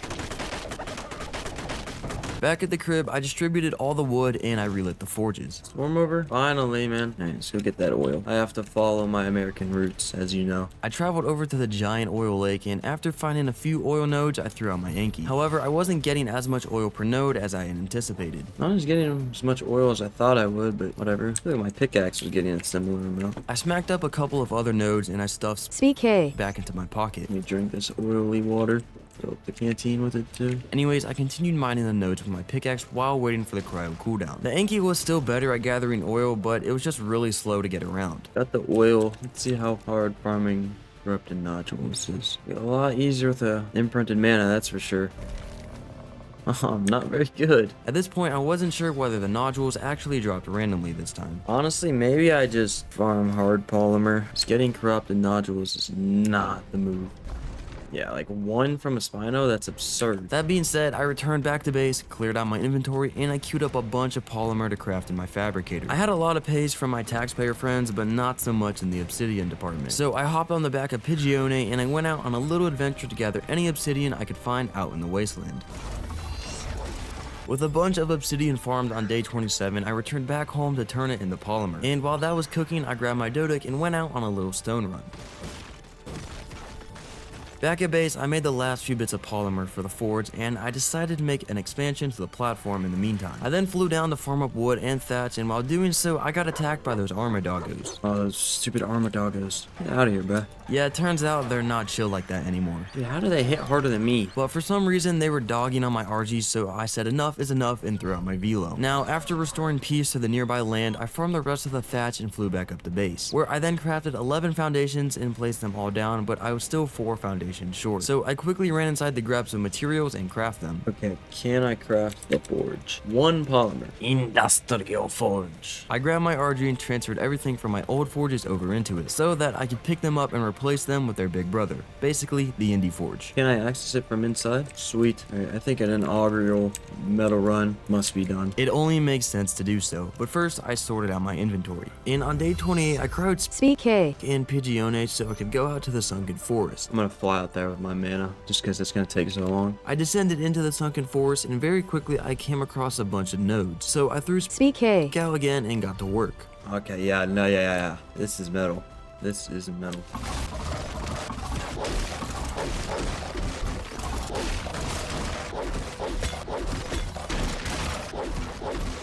After getting all those, I started flying looking around for another fat cluster of metal. And I grabbed a few nodes here and there, but more importantly, I found another good spot down by the lake. Finally got some more metal. I did, however, get slightly distracted by a rare wall raptor and a group of Trudons. What? Brother, he's running out of the mesh. After taking care of them, I put my extinction drip back on and smacked up the rest of the nodes with CK. and flew out to look for more. Once my Argy was getting close to being encumbered, I could start heading back to base. It's gotta be a decent amount of metal for now. I'm at the very back of the map. And while flying out there, I accidentally pressed right click, sending CK. down to the ground. Oh my god. Okay, good thing I didn't drop it all the way down. I arrived at the crib on day 29 and I threw all my metal into the new forge. Oh boy, that's a nice amount of metal. Alright, I wanna make a fridge just to store stuff. So I first crafted the 15 polymer necessary and then made the fridge. And I placed it down next to my smithy and I ran out to see that I actually forgot to power up my Indie Forge. Probably turn it on. Now that the metal was actually cooking, I could go back to what I was doing earlier, obtaining a second Managarmr for breeding. If you can't tell, I really want another. I still have plenty of tranks to knock one out with, so I just grabbed my trap and headed out. I also need to start scouting for Gigas, man. I need to get an army of those going. So I can kill Titans, tame Titans, you know, the normal stuff. Anyways, the first mana I encountered was only a level 20, so I banished it back to the Shadow Realm. Well, after a solid minute of whatever this is. Wildcard needs to fix manas, man. This is a joke. Ah, dude, this thing is level 20 and you can't kill it because they don't land. Like, they're broken. Got it. Like, level 20, that's absurd. Wildcard, fix this, bro. I demand it. The next mana I found was also garbage, a level 40, so double the garbage. But I didn't even bother killing this one. Yeah, I'm not seeing any manas. Let's check where Gigas used to spawn on Evolve. I am gonna need to tame 2 of those at least. The first spot just outside the dome looked dead, and so did the rest of the area around it. Gigas should spawn all around this snow biome. No Gigas, bruh. Having no luck finding anything to tame, I returned back home to sort out my stuff. Made a fridge and placed it, but didn't put anything in it. Nice Granty moment. Let's go see where this treasure map's at. Let me make a shovel real quick. I crafted the shovel and I used the map to see where the chest was located, and not gonna lie, it was a bit cursed. Bro, the what? Alright, this is gonna be interesting to get. Oh, I can actually see it on my dino. It was all the way at the top of one of these tallest buildings here in the sanctuary, but I managed to jump up there with my mana. Like, who's burying treasure up here on top of a building? And water. Oh, no, okay. That's not crazy loot, but low-key appreciate it. That's not bad. I came back home, and since I was still in my extinction drip, I was heavily overheating, but I had an idea to fix that issue. So I headed into the engram page and I unlocked the air conditioner engram. And surprisingly enough, I could actually craft a ton of them straight away. Oh my goodness. I'll make 3. I'm just too rich, man. 15 air conditioners? Who needs 15 air conditioners? Not me. I placed 2 of them down on either side of my fabricator as they fit perfectly between that and the wall. And the last one I placed just down next to my generator as the grill was most likely heating up this room a decent bit. Bedding tin. And while in the base upgrading mood, I decided to slap down a few ramps around the platform outside. So I flew down to farm some fiber for them, but I quickly got pulled up on by a Dilo. And killing that attracted the attention of a rude paparazzi. Can I help you? As you all know, I'm not a big fan of leaving witnesses behind, so I acted accordingly. Hey, bro, give me your blueprint, boy. I think scouts are pretty useless, for me at least. You know, PvE, bro. Anyhow, I also chopped down a few trees before learning and crafting the wooden ramps. Now, back at the crib, I selected the stairs and placed them all down in front of my platform. On day 30, I decided to go back into the snow to see if anything new had spawned. I'm on the hunt for Gigas, man. Really need to start taming them. I did a quick drive-by just to see if I could spot one, but since I didn't, I turned right back around and headed back home. I should have looked for manas while I was out there. So I grabbed the trap from my base and I headed back out to the dome. I did a quick lap around the whole place, but I didn't find anything. What I did notice, however, was my mana's food bar. It was looking rather empty, probably from all the traveling I've been doing. I'm hungry! In a minute! so I decided to take it out to the desert dome for a quick meal. As its main dish, I fed it a stego, and for dessert, I digested a small group of morellatops, and that turned out to be pretty delicious for my mana. So I found another little group that provided me with enough nutrition to keep my mana happy. Oh, and I also consumed an aloe just as a cherry on top. Anywho, I made my way back to base. Basically didn't find anything that I was looking for, which is pretty tough, I will say. So I'm in a crappy situation because I need both a good male mana and to start breeding Gigas because I need to kill Titans. I can get engrams for tech. I mean, there's really nothing I can do except just keep checking. While traveling over to the dome once again, I came across this little chonker and it got me thinking. Ooh, I could tame a good Gasbag if I find one. I am gonna need those for like getting OSD drops, although this loot's back. But for now, I was mainly on the lookout for Gigas and Manas, and good one at both of those. Now, speaking of... I think finding a good male Managarmr is just a dream. You know what else is just a dream? Being able to actually kill the manas that are bad. They just be jumping like this. Yeah, I gave up on killing that one and instead continued to search for my first Giga. Where does a man find a Giganotosaurus? A high level too. That's what I need. On day 31, I returned back home as there was a slight issue that I had to solve in case I did actually find a Giga. Alright, well I guess when I do find a Giga, I better have narcotics prepared for it. And for that, I need to tame a Bronto, because I'm tired of farming with Berry Boy. With that, I want a chemistry upgrade. As you can tell, I was totally not losing my mind. Anyways, I unlocked the chemistry bench engram and I looked through the resources that I was missing. Just paste, poly, and spark. I run through all my paste stocks. It looks like it. Yeah, your boy needs a chemistry bench. To me, that just sounds like it's time to check in on our good friends again, the beavers. See if I can't find any taxpayers. I did in fact find a dam, so I immediately grabbed my unpaid taxes. But this time, karma was ready for me. Oh, no way my mana just dipped on me. Thankfully, it was just a really weak duo of raptors, so I domed both of them before scolding my mana. Brother, there's no way you just dipped on me, bro. Anyways, I continued looking for beaver dams throughout the city, and I actually found two chilling right next to one another. Who taxpayers? I snagged all the paste, and I headed over to the Coliseum area where I knew I could find some more, and boy was I not wrong. Taxpayer. Ark IRS is feeling good today. With plenty of paste now in my possession, I returned back home to store it all away. Gonna have to farm more obsidian. So I crowd CK. and I traveled out to the wasteland on my Argy to farm more. Ooh, element vein. 25k vein? Yes, zero chance I'm able to do that. I don't even think I'll attempt an element vein or an OSD until I get an imprinted mana. Simply just because the imprint is so important on being able to output damage on the ice breath. Anyhow, I farmed a bunch of obsidian, which was pretty easy to find out here in the wasteland. So I then crowd CK. once again and flew back home. And there I queued up exactly 190 polymer, which is what I was missing for the chemistry bench, and I farmed up a bit of flint and then turned that into spark powder. Now, once that was all done cooking up, I finally made the chemistry bench. Chemistry bench. Yes, sir. Where am I slapping this boy down? Nope, too fat. I moved it right beside my grill, and I went out to farm narco berries with Berry Boy, hopefully for the last time. I don't have any beef with him, but he just kind of sucks at farming now. Anyways, after farming all that and turning it into narcotics, I got some flint for more arrows and turned those into tranks. And on day 32, I hopped on my mana and I went out to the wasteland to find a decent level Bronto. But first, I made a quick stop back on my base to grab the spike walls that I had in my storage box. And when I returned back to the wasteland, I came across this chonker. Oh my god. Hold up. Change of plan. A level 150 Gasbag, and I definitely had the tranks to knock it out, and I wanted one, so I first killed the corrupted Pteranodons and Racer harassing it, and then I went back to base to grab billboards to actually trap it. Boards, and then I'm also gonna need like pillars and ceilings to keep it from flying out. Wood ones would probably work just fine, so I grabbed some thatch and fiber and went to the green obelisk to farm some wood.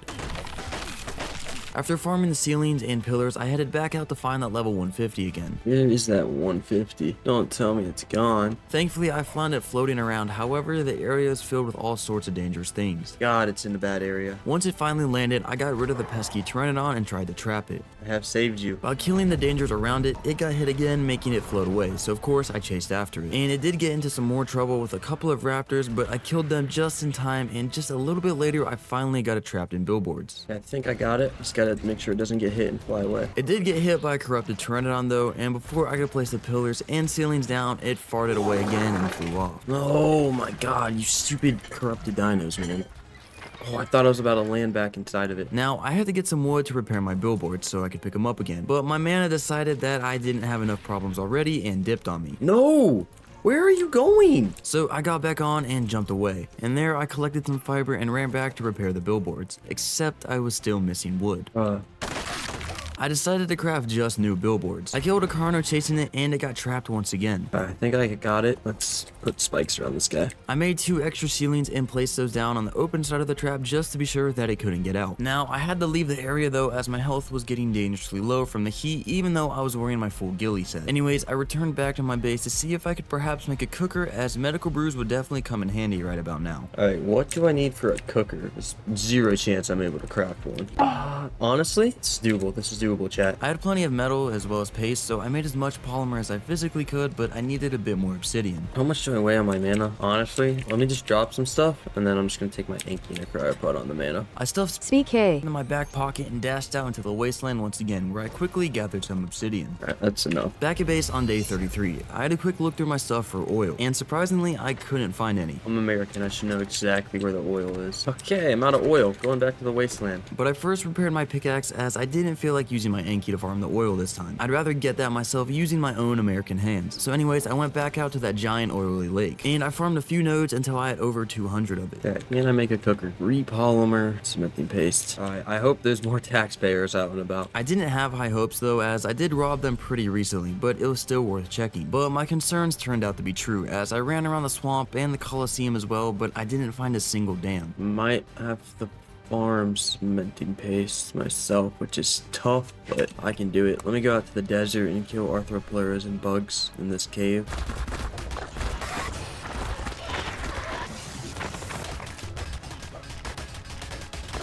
This is a decent amount of chitin, but not a ton. Let's see how far it gets me though. I made my way back to base and threw my chitin into the mortar and pestle. Yeah, I totally forgot that I had a whole chemistry bench, but anyways, I was still only missing stone, which I thankfully had stored away in one of my storage boxes, so I brought that over as well. After a short staring contest with my base, the paste finally finished crafting, so I brought that over to the fabricator. But I was still missing around 40 of it, so I picked up my Doedic and smacked up a few rocks around the area. Then I went out to look for something made of chitin. Holy, why was it green? Did you guys see that? Glowy Shrek Dreadnoughtus aside, I made my way back to the desert cave and I packed up a few insects. 2 scorpions and ants later, I had all the chitin I need, so I rushed back home to make the paste. I hope that gas bag is still there. Cooker, finally. I placed it down next to my chemistry bench and I headed right into the Engram rage to unlock the water intake and tank engrams so I could irrigate the cooker. Let's try just 3 of these. I made an intake as well, and I realized I didn't have to go all the way down to the green obelisk for water either. It's a water source right here. What am I doing? I slapped down the intake and I placed the water tank between the 2 rooms of the house. Okay, now time to make medical brews so I can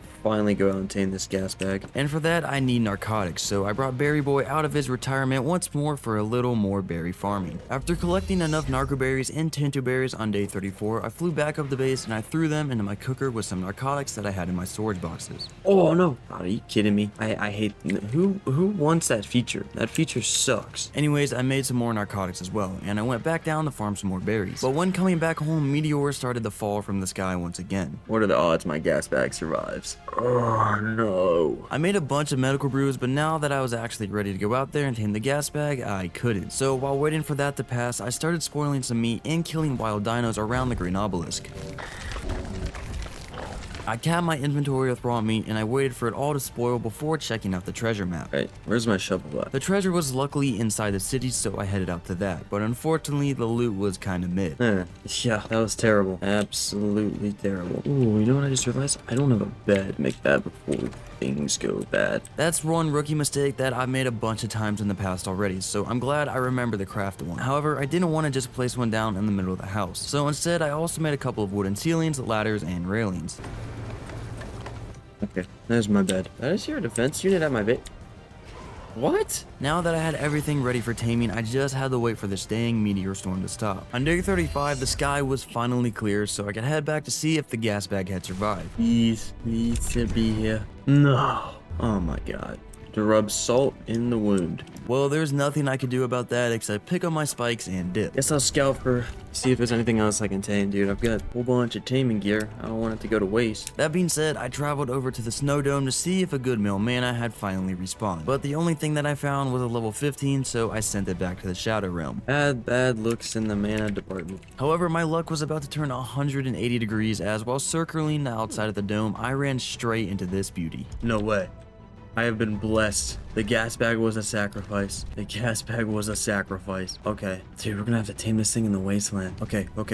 Surely I can lead it in here. And if God forbid a meteor storm, I'll just be safe in here. So I made my way back home to prepare. To trap a Giga, I would need 4 metal dino gates and a bear trap. Now, I'm pretty much all out of pace though, so once again, I'm gonna have to visit my friends. But still, unfortunately, no dams have respawned, so I gotta figure something else out. No taxpayers. Sad, sad day. Wait, can I make a chainsaw? Hold up. For that, I first had to get some paste to actually make a chainsaw, an investment you could say. So I returned back to the desert cave once again to conduct business with the locals. Not the thorny dragons though, those don't drop chitin. So I killed a few Arthros and got around 350 chitin, which should hopefully be enough for that chainsaw. So I returned back to the crib and I grabbed some stone from my Doedic, and combining that with chitin, I got a grand total of 114 paste. Alright, I would like to make a chainsaw, but this Giga has to be the priority right now. 50 paste per? Oh.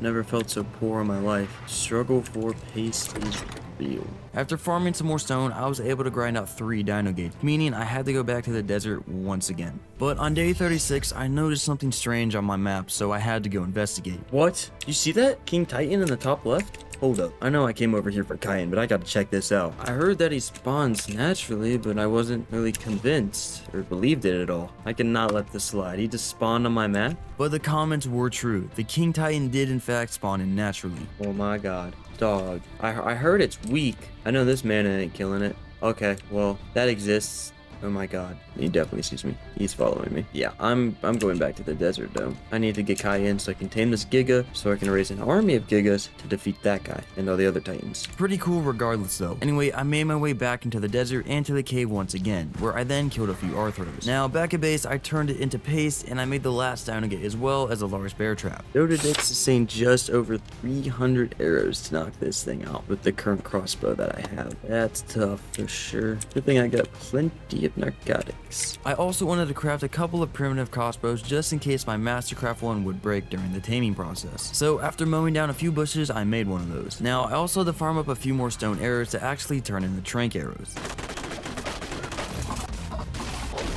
And then I'm also gonna need a ton of narcotics to, like, you know, keep it asleep. Forgot about that. So I split some meat in my inventory to spoil, and I waited for the tranks to finish crafting. Going down to get some more meat, I finally spotted a beaver dam. A little bit overdue, but appreciated nonetheless. Now, by the end of the day, I had over 400 tranks and 280 narcotics ready to tame this Giga. I think I'm ready to go try and tame that Giga. Let's try. So on day 37, I headed back out to the Giga and I started leading it into the tunnel. This should be safe. I constructed the trap and waited for the Giga to kill the useless dinos around it before it started chasing me. It did miss initially, but eventually it went into the bear trap and I could place a last dino gate behind it, locking it in. Perfect. Alright, let's get the shooting. Around 25 minutes of shooting the Giga later, it finally knocked out. Yes. Yes. My crossbow just barely survived that as well, and I also immediately ran up to feed it narcotics. There were also a couple of stegos in the tunnel, which provided me with just a little bit of prime meat. Let's go see if I can't find that sheep that I saw like days ago. Zero chance I find it, but you know, gotta try. It's right there. Yeah, somehow it was still here, so I killed it and got a truckload of mutton. I then rushed back to the Giga and gave it some, and then fed it some more narcotics as well. Should be able to easily tame this boy. Girl, I should say. That thing has 185 melee. Doesn't it drop after 2? That is terrible. I'm praying it does not drop like I think it does. Anyhow, I watched over the Giga until it tamed on day 38. Sweet. Alright, did the melee go down? Oh my god. I don't know much about Gigas, but I know that is atrocious. This hurts me. So I'm really gonna have to find a good male. I made my way back home and then I threw out the Giga, then named it the horrible melee stat that it got. 150 just sucks. I cleaned out my inventory, repaired my crossbow, and I grabbed the mana taming trap. My plan for now is to keep looking for dinos to tame, specifically a good male Giga and a mana. So I put the mutton that I got away into the fridge to keep it from spoiling so fast, and I headed back out to the snow dome. I swear ever since I tamed my mana, there's like just no manas in the snow. And the ones I could find were just straight garbage, but they were still super hard to kill because they never land. Man, just die. Hold up. You ain't surviving this. Finally. After killing that one, I found a bunch of other manas as well, but none of them were any good. I did find something that did intrigue me though. Expayers all the way out here? Don't mind if I do. Alright, got a little idea. I think I'm gonna go down to the sunken forest, find the forest titan cave, get the artifact, and check the tributes. I'll start farming those in the meantime while I'm waiting for stuff to spawn in. As planned, I descended into the forest and I began looking for the cave entrance. And it didn't actually take me too long to find it. This gotta be it. Yeah, surely. Alright. Zero chance I'm able to like dive in here, but I should still be able to maneuver with my mana pretty easily. With my fingers crossed, I headed in, and just as I anticipated, I couldn't dive in there, so I had to rely on jumping and using the frost breath to float. And there's no Prolovias. I will be cooked. Very, very cooked. Thankfully, there were none, or at least they didn't mind me coming in. So I made it to the terminal room, and I started to look for the artifact, and I was pretty sure I knew where it spawned. Isn't the artifact like right here? Why is this like glowing? I hear it. Is it like in the mesh? Anyways, I jumped onto the terminal platform, and I checked out the summoning requirements. 100 corrupted hearts, 10 sauropod vertebrates, and 10 rex arms. Yeah, dude, these corrupted hearts farms is gonna be insane, but I'm more concerned what's going on with this artifact. I could definitely hear it right under me, and it was also glowing from right under the mesh, so I was certain that it was just a few feet below me. And now, after using ghost mode, I proved myself correct.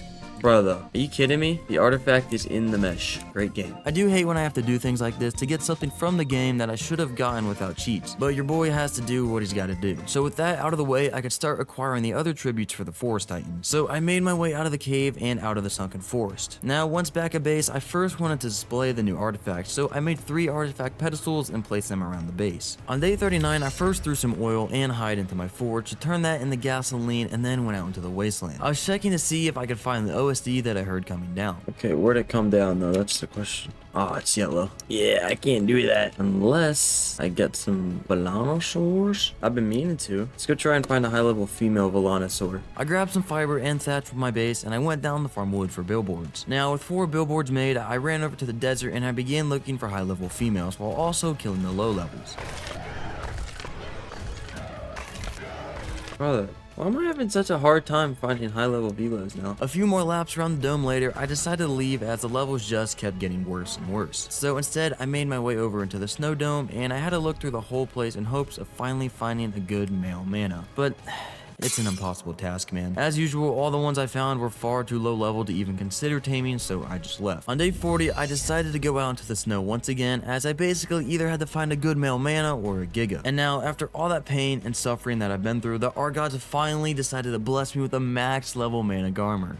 You guys know that like when you find a golden scar in Fortnite meme? That's how I'm feeling right now. Alright, let's not fumble this. After about a million thoughts ran through my mind in the matter of a couple of seconds, I started to go back home to grab my snow owl, as that is what I'll most likely be best option for actually trapping the mana. Alright, I wanna still ride my mana out just to kill anything that I need to. Now, on my way back into the dome, I also spotted this young fella. What?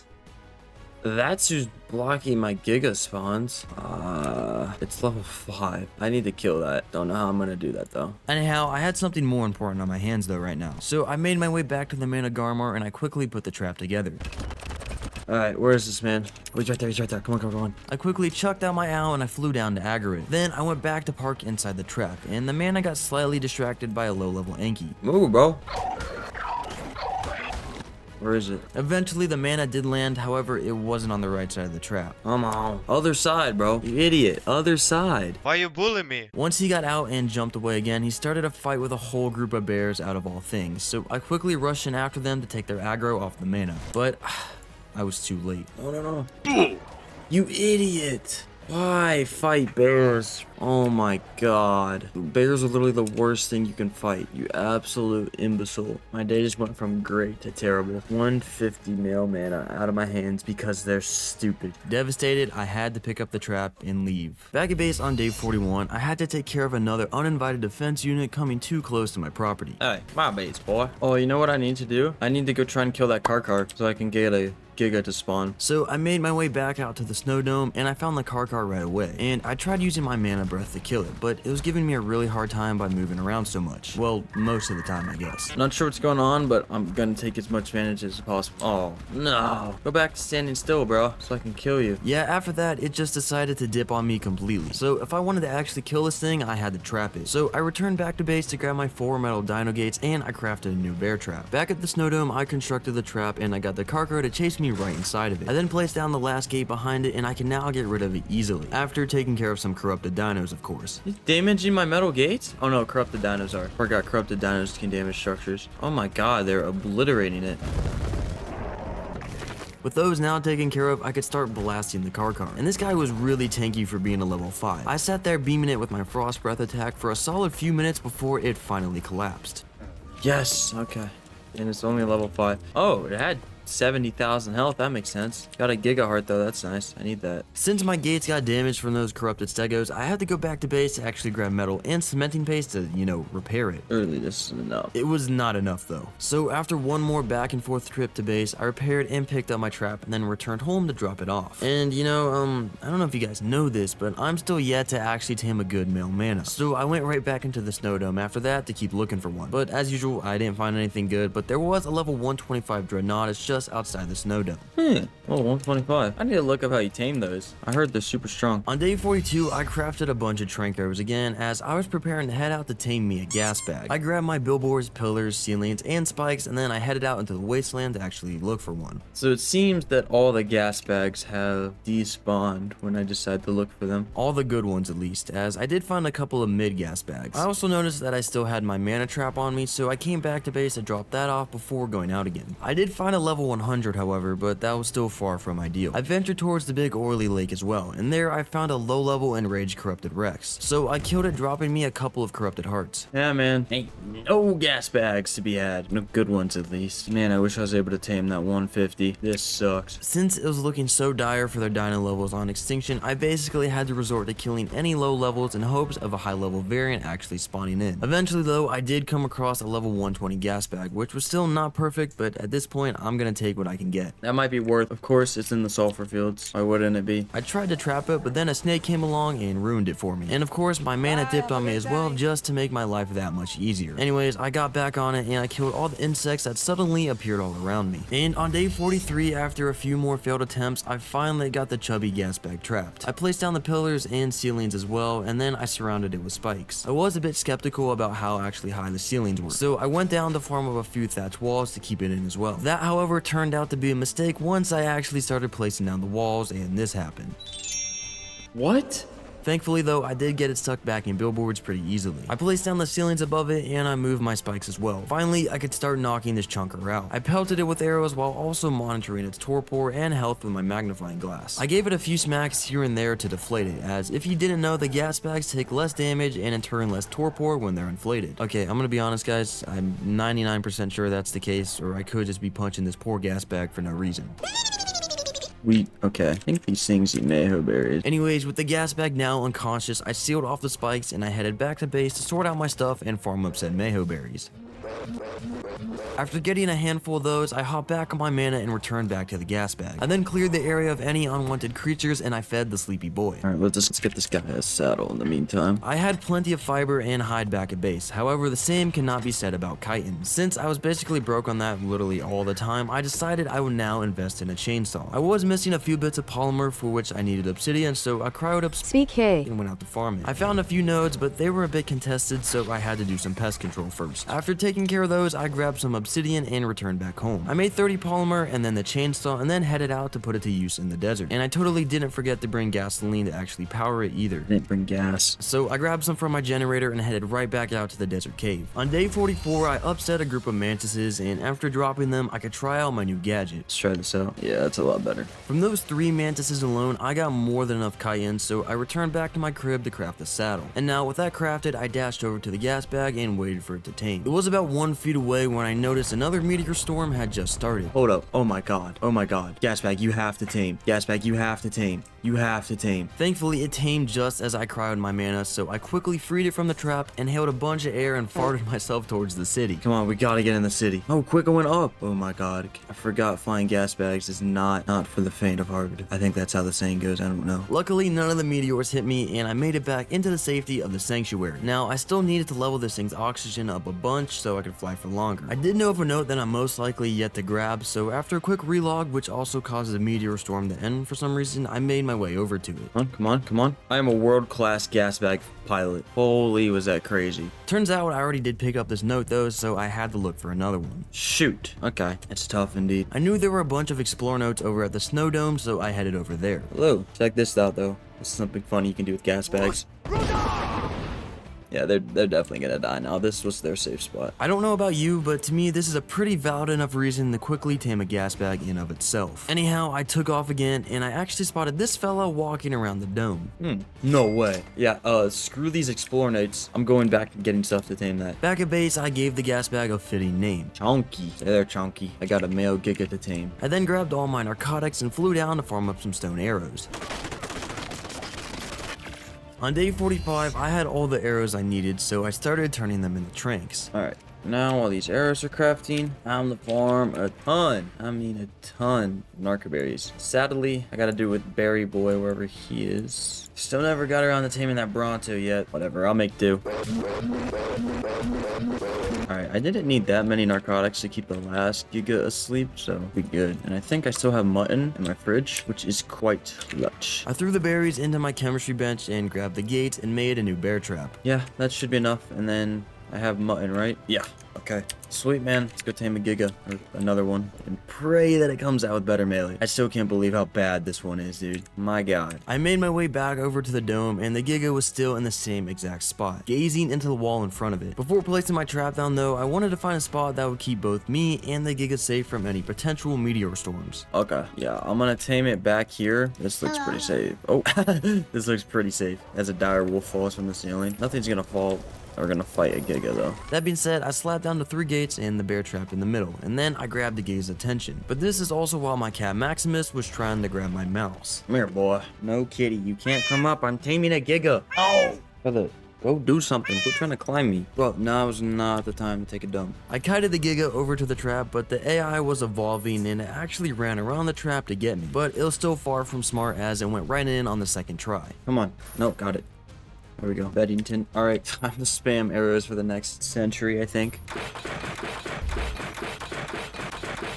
The Giga was starting to get bloody on day 46, and my main crossbow actually ended up breaking. I wasn't convinced though, so I pulled out my magnifying glass and checked its torpor. I was also running low on tranks, so this would be a really close call. Okay, I think I can do it. I think I can do this. But thankfully, it did knock out in time. So I immediately ran over to feed it narcotics before heading back home so I could actually grab the mud. Now back at the Giga, I noticed a bunch of torpor had already drained, so I fed it more narcotics before giving it the mud. I then sat on my mana nearby, closely monitoring its torpor, and I fed it narcotics as its torpor started to drop. And eventually, it woke up, and now it was forever loyal to me. Yes, sir. I picked up the trap and looked at its stats. Oh my god, yes. 260 melee.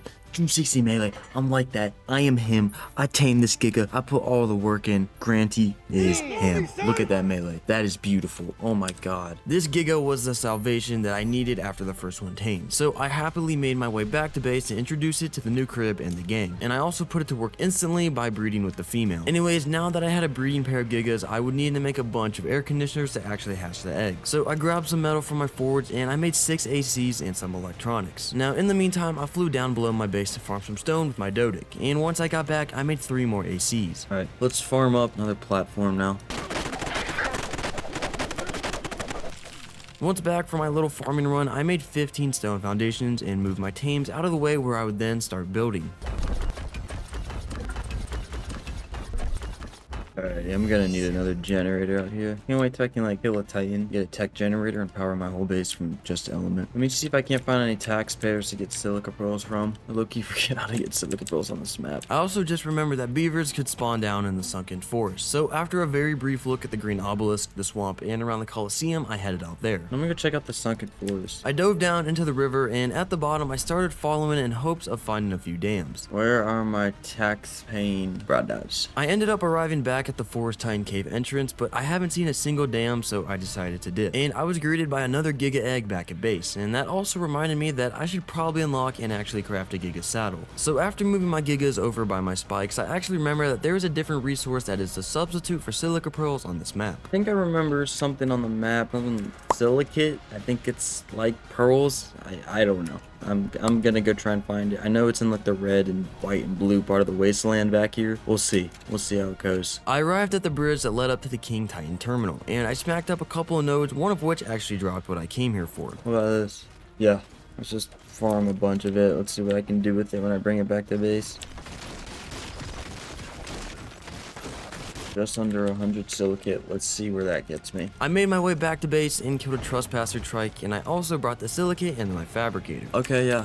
So they just count as silica pearls. Okay, great. That means it'll be easy to farm. Probably bring a Doedic up there. Maybe that'll farm a bunch. For now, I made the second generator, grabbed some oil and hide, and smelted it for gas. I then lined up the ACs in the middle of the platform and slapped down my generator, and then threw the egg out. Oh, bang. Oh my god, incubation time. I don't know. The Ark gods might just have to bless up my my incubation settings, because I do not have time for eggs to incubate for literally a whole day. That's absurd. Yeah, so I gave them a quick call, and they were just so kind enough to readjust the settings for me. That's kind of more like it. On day 48, I threw out the eggs that I've been collecting on the platform, and I paused the Giga breeding for now. Now, while those eggs hatch up, I still had to go out and actually find me an Oviraptor to automate the egg collecting for me. And does that sound like unpaid labor? I don't think so. I will be feeding that little rascal, and all he has to do is pick up a few eggs for me. That sounds like a good deal to me. Alrighty, let's go try and find an Oviraptor. Assuming they're just anywhere around the extinction in the sanctuary, right? I did come across an Alpha Raptor straight away, so I beamed it and got a Mastercraft pickaxe in return. Anyways, I ran around the city, and I actually ran right into an Explorer note. And I was mainly heading towards the Colosseum, and once there, I actually found this guy.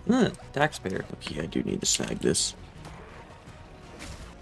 Just like that, I'm out. Back to looking for giant-sized lizards and a giant overgrown city. I looked up a spawn map just to see if there was a specific spot to actually find them, but no. They could literally spawn anywhere in the sanctuary. And my cat Maximus was also not helping me out. Did I just hear one? Or something? What? Why are you meowing? It's definitely not helping that there's some thick grass. Should I try in the sunken forest? Might as well. I'm not having any luck here. While exiting the city, I landed on top of one of the giant archways, then I left my computer for just a second to comfort Maximus. The scorpion tried to get to me, but it couldn't, so it just started breakdancing.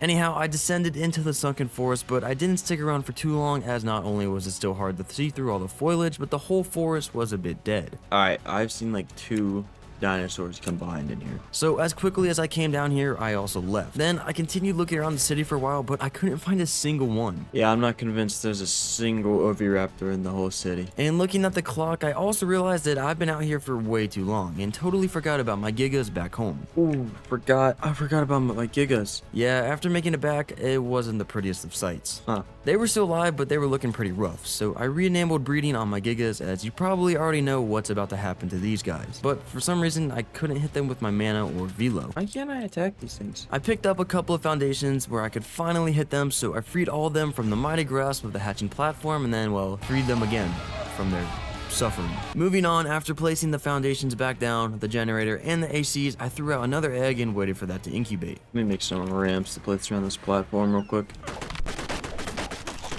While farming on day 49, I actually spotted an Oviraptor running near me, so I pulled out my bolus, trapped it, and carefully sent it to sleep. Coming back to base to grab an egg, I noticed the one I threw out back in the hatchery was about to pop, so I stood by it to welcome the newborn into the world. And it came out with a good melee, but it was also a male, so I just named it Titan Killer. Alright, let me go try and just tame this Oviraptor real quick with the 1 Giga egg that I have. Surely it works. I fed it and waited for a bit, and since it was taking its time, I decided to kill a nearby trike for raw meat so I could actually, feed the baby baby Giga. And it was also ready to be imprinted by now, so I whistled it on a short walk and I had to look at its stats after the imprint. Boy, is that a strong Giga. Yes. I cannot wait to do OSCs and stuff with this. Holy, I am excited for juicy loot. You will deliver that loot home for me because you have 5,000 weight. That's almost as much as weight as your mom. Anyways, I returned back to the Oviraptor and I stood above it, waiting for it to eat the egg. Brother, are you gonna eat this thing? Yes. Eggy. I cryoed Eggy and threw him back out under my Gigas. I also placed down those stairs around the hatching platform before going out to get a bit of raw meat for the Giga. I'll do some scouting while I'm waiting for this thing to grow up. Specifically scouting for mana, so I grabbed my trap and made a few tranks, and I also picked up my owl and headed back out into the snow dome for like the millionth time by now. And now I'm gonna give you about 4 seconds to guess how many good manas that I actually found. Oh, good manas. I don't think I'll find one in this 100 days, dude. This rate at least. No, I found one, but like, you know, it died. If I can't find any OSCs in the meantime too, maybe I can run. With a Giga, I can probably run a yellow. OSDs were pretty easy to spot. The first one I came across was unfortunately in the sulfur fields, but it was also a purple drop anyways, meaning I would not be able to do it regardless. If you didn't know, the purple ones are by far the strongest ones. You need like a whole squad to do them. So now heading back towards the desert, I actually came across a blue one. It wasn't the best of quality of OSDs, it's actually the worst, but I could definitely do it once my baby Giga raised up. So for now, I headed back to base and waited for Titan Killer to fully mature. I got tired of waiting around on day 50, and looking at the Giga's health, I quickly found that I have some work to do while it grew up. Gonna need some healing. Farm up a bunch of meat for my snow owl. As soon as it's grown up, we're doing an OSC or something. I'm itching for it.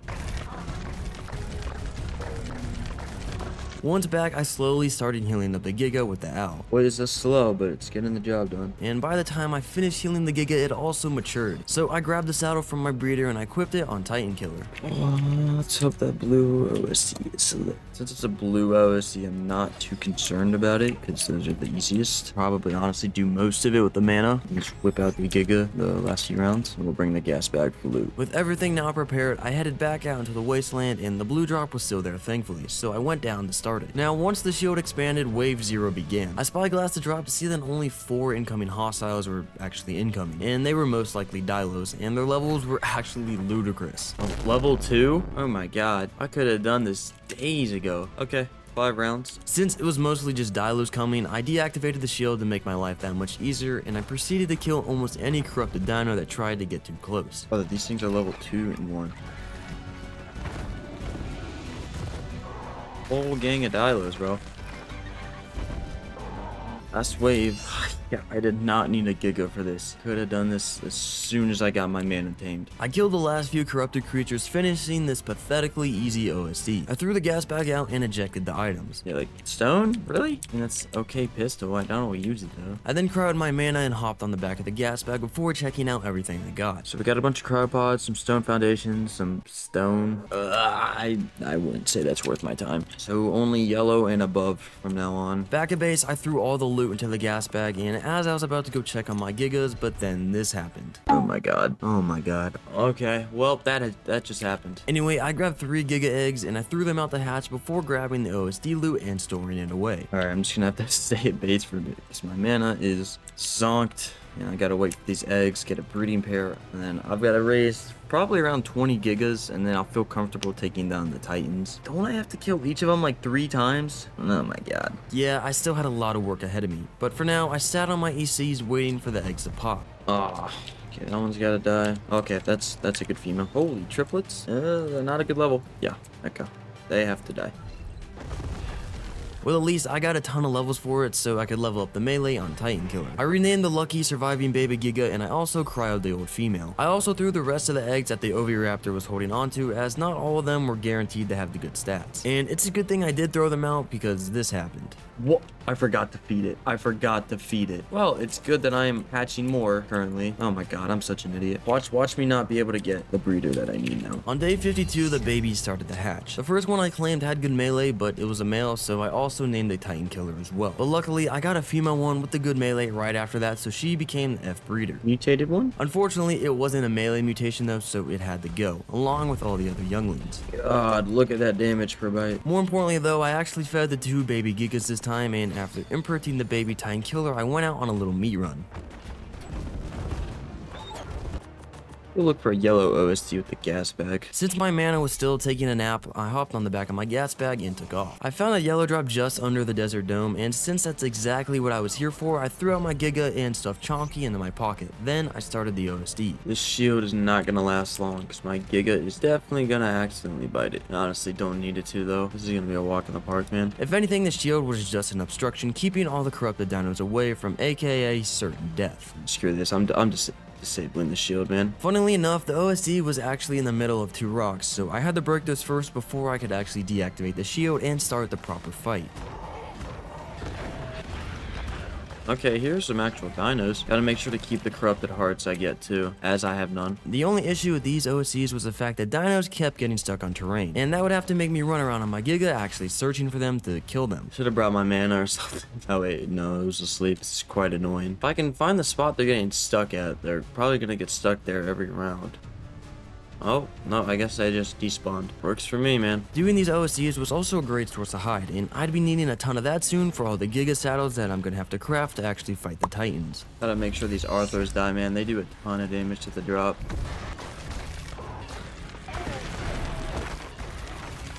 Okay, why do I hear a Carno but don't see a Carno? Brother, what is happening? Oh, it's invisible. How do I kill this if it's invisible and I can't hit it? Okay, surely if I just leave it, it'll despawn on its own. So this was an issue. An invisible corrupted Carno was biting the drop, and even biting with my Giga didn't help as the only thing I hit was the drop itself. Oh man, I can't hit it. I just bite the drop. I still had a bit of faith for this game though, so I waited, and then proceeded to wait more. Brother, I might have to dip on this drop. This is so stupid. But no matter how long I waited, the drop just didn't despawn the Carno, and there was no way for me to actually kill it. I'm gonna have to dip on this drop, dude. It's so annoying. So with no other options left, I threw out Chonky, cryoed up my Giga, and headed back home. Once there, I then made a new Giga saddle and moved the now adult F-breeder next to my male. I still really wanted to complete a yellow or even a red OSC, so I hopped back on my mana and headed back out to check. I did hear a bunch of OSCs drop, so hopefully at least one of them could either be yellow or red. I did come across a purple drop that I've seen earlier, and I also spotted another purple one by the sulfur fields. However, I soon had to worry about something else though. We about to get a meteor storm though? Is this a meteor storm or not? I can't tell. Nope, meteor storm. Okay. Good thing I'm not doing any OSCs. With nothing better to do right now, I threw out another egg at the hatchery and stared at it until it hatched on day 54. Winch. I renamed both of them and fed them, and as for the imprinting bit, Superior kibble and cooked prime fish meat. Well, you two aren't getting imprints, that's for sure. I moved both of the Gigas away from the hatchery, and then I sat on my mana waiting for the meteor storm to end. And as soon as it did, I headed out, and the first drop I encountered was the blue one, so of course I started it, but not to finish it. I instead started it to despawn it so a better one could spawn in. There we go. And now, my friends, we just dip. Oh, there it goes. I also came up to and despawned both of the purple drops, as I probably wouldn't be doing those anytime soon, or ever. Man, start the drop. Yeah. Unfortunately, those were indeed the only drop that I could find out here at the moment though. So I had to go back home and continue my fatherly duty of raising a Giga army. So I grabbed and threw out 5 more eggs. Looking into my breeder Giga, I did notice something truly disturbing. Oh, why is the imprint bar like that? Hold up. Oh my god, they broke the imprinting bar. That looks disgusting. Please fix this. Please fix this wild card. It is clearly stretched too far. While waiting for the Gigas to hatch, I went out on a little meat gathering and leveling spree with one of the Titan killer Gigas. Oh, there's an OSD. Oh, and defense units were also not safe for me as they dropped oil and electronics. And you already know your boy loves oil and I do need electronics. Back at base on day 55, my Giga eggs hatched, so I renamed them all and then fed them, and then I started to imprint those which didn't have crazy requests. Cooked meat jerky. Chat, I don't have that. I need to invest in some vaults here soon, man. I'm running out of storage. Anyways, I thought I heard an OSD come down, and I still wanted to go out and actually finish a yellow or a red one. So I hopped back on my mana, and I jumped up to one of the skyscrapers to see if I could have a good look over the surrounding wasteland to actually find it. I didn't see any smoke coming up though, so I had to go down there and survey the map the good old-fashioned way. Maybe I didn't hear an OSD come down. I'm guessing I didn't. An OSD didn't come down. Swear I heard one. Yeah, perhaps I was going a bit crazy. So I started heading back to base to continue raising my Giga army. I wanna kill a Titan, boy. I wanna kill a Titan like in 5 days, if that's possible. First and foremost, I wanted to figure out the whole storage situation at my base. The wooden storage boxes were really not cutting it anymore, so I unlocked the vault engram, and I actually had all the resources necessary to make one. Oh yeah, bang. I'm not gonna place that just yet. Okay, do I have a grown female? Another grown female Giga? Yeah, okay. Well, nearly grown at least. I waited a few minutes for it to actually reach adulthood, and once it did, I moved it over to my other 2 breeders so I could speed up the egg production process. I then whistled my Gigas off the hatching platform and waited for a few more eggs to be collected before throwing out another bunch. And while those incubated, I hopped back on my mana and headed out to collect more raw meat to actually feed the babies. On day 56, I checked on the Giga eggs, and I went out there to gather more meat with one of the grown Gigas. Oh, I hear an OSD coming down. Let's get these Gigas going, and then we'll go check that out. I then waddled back up the base and sorted out my stuff, and soon the eggs started hatching as well. So I claimed all the babies, fed them, and then imprinted them. Alright, let's go check out that OSD. 2 OSDs that I think I heard came down. I spotted one of them from the skyscraper, so I came over to check it out. Red? Okay. Screw it, man. Let's try it. Let's run it. I threw my Giga out and cryoed my mana, and I also just realized I forgot to bring my gas bag with me. Since I didn't want to wait for the cryo sickness to just go get it, I decided I'd bite the bullet and use my Giga as the loot bearer. Hopefully I don't get an invisible Carno that screws me over this time. I of course dropped the shield as soon as the drop started, and I got the killing. I also bit the drop by accident a few times because the Giga's bite area is just so big. And looking at the drop's health after wave 1, it only lost about 5,000 health, which is kind of a lot to be honest. But on wave 2, a whole corrupted wyvern appeared, but it didn't do much in terms of damage. It kind of just hovered over the OSD and then died. I'm literally just doing more damage to it than these corrupted dinos are doing. Zeroed out. Thankfully, it didn't lose too much health this round either, but I also forgot to watch my health. I did have a bunch of medical brews on me, and I just had to keep drinking those during the fight. Now, as wave 3 began, the OSD got rushed by 2 wyverns, but they were pretty much useless, as long as they attacked the drop and not my Giga. Fire does not feel good. Fire does not feel good at all, man.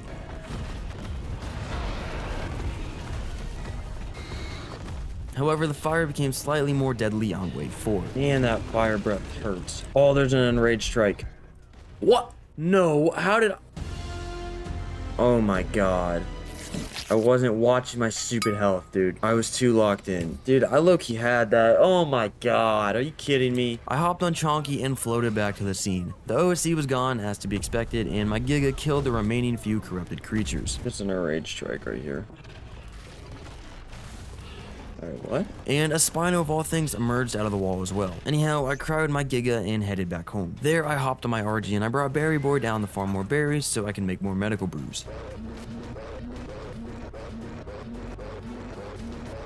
Alright, I'm making medical brews now just to keep me alive in the wasteland, because I know the orbital supply drops, sometimes they drop really good Ghillie, which would be clutch, so I'm not overheating all the time. But that was on me, man. I didn't look at my health. The farming continued into day 57. Alright, let's see how many medical brews this will get me. I threw all the Tintu berries into the cooker and made 29 medical brews. And I also grabbed whatever spoiled meat that I had lying around and turned that into narcotics for more brews. Alright, now I need to heal up my Giga. With the Giga healed all the way up to max health, I cryoed it and then hopped on the back of my mana to go out and scout the whole wasteland again. And the one OSD I found was blue, so I despawned it and then returned back to base. And I actually forgot to enable breeding on my Giga, so the Oviraptor didn't have any more new eggs for me. Anyways, after moving down a couple of more Gigas, I heard another OSD fall from the sky. Okay, I hear one coming down. So I grabbed Chonky and headed out again. I tried jumping to the tallest skyscraper again in the sanctuary, but I got a bit too close to the ceiling of the map. Oh, pretty much out of the world there. I jumped across one of the other buildings, but I still couldn't see the smoke of the OSD anywhere, so I'd have to go look for it on the ground. Oh man, I swear I heard an OSD come down. Bruh, I know I'm not tweaking. I gave up on it for now and returned back home. I'm gonna craft up a bunch of Giga saddles here just to get these Titan killer boys saddled up. I grabbed a bunch of hide from my storage box and then flew down to gather fiber.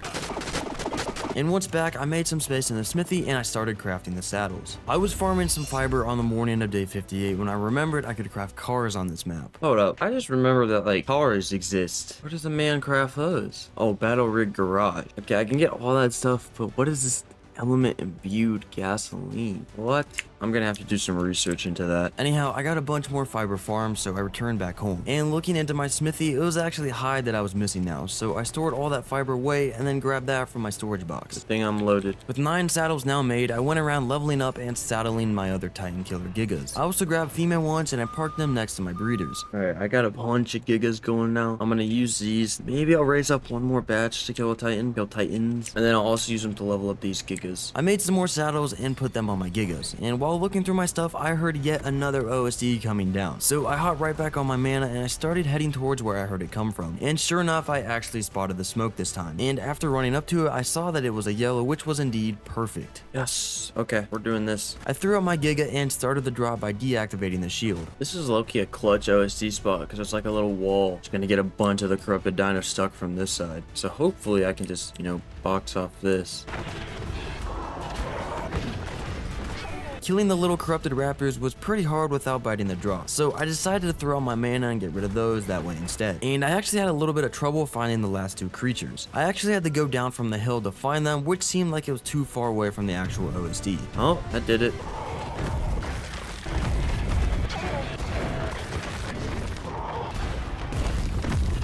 As wave 4 began, it also ended just as quickly, and the final wave arrived. The entire wave consisted of a few racers, trikes, arthros, and 1 enraged trike, so it was a walk in the park getting rid of everything. Sweet. So I put my Giga back in my pocket and threw out Chunky and then ejected the loot. And looking through, I noticed a new item. What is this? An armor tray applicable in a makeshift Mega Lab. And by applying it, my movement speed wouldn't get decreased below 30% of my maximum. Whatever that means, I really don't know. Anyways, I also got one for a weapon that basically stacked a resistance against incoming hits every time I got hit with said weapon. Definitely an interesting concept, but I don't know if I'll get time to experiment with it. Anyways, I applied the map skins to the new pieces of flak that I got. I then cried up my mana before heading out, just to turn back around to see a new drop was falling down right behind me. Hey, let me check out that one. It was purple though, so I had to despawn it. Anyways, back at base, I started sorting through the loot when I realized I crafted a vault and never placed it down. So I put it right next to my storage boxes, but I also had to pick up the artifact pedestal that was sitting there. But luckily, there was a snug little spot sitting right next to my fridge, so I placed it down there. After sorting out my inventory, I noticed my Oviraptor had amassed quite a number of Giga eggs, so it was about time to start leveling up my Titan killers. I threw out a few from the hatchery and waited for them to pop. Meanwhile, I tried to get one of my Gigas unstuck by disassembling half the platform, but yeah, it still couldn't move, so I had to cryo it regardless. Anyways, once the eggs incubated, I left-clicked the newborns back into the Shadow Realm, and I got a ton of levels in return. Leveling up some Gigas here for the rest of the day. I don't know why you want that saddle when I have plenty. These things are going to be pretty strong, nearly dealing out around 3,000 damage a bite. Should shred through some Titans if I'm not mistaken. I started throwing out one batch of egg on each side of the air conditioners just to speed up the process. There were also a few stragglers trying to get away, but they never got too far. Whoa, man, you ain't getting away, boy. The leveling process also continued into day 60. Gonna do a few more leveling on these Gigas, and then we're gonna get the rest of the requirements, kill the Forest Titan, and give these boys some time to heal. I then unlocked the feeding trough and I went out to farm the resources to craft a couple as my Gigas were kinda starving, and that's not good to say the least. Alright, with that now constructed, I had to fill it all with meat, so I ventured out to gather said meat. Anyways, back at base, I split all the meat into the troughs, and I did some more Giga leveling until the end of the day.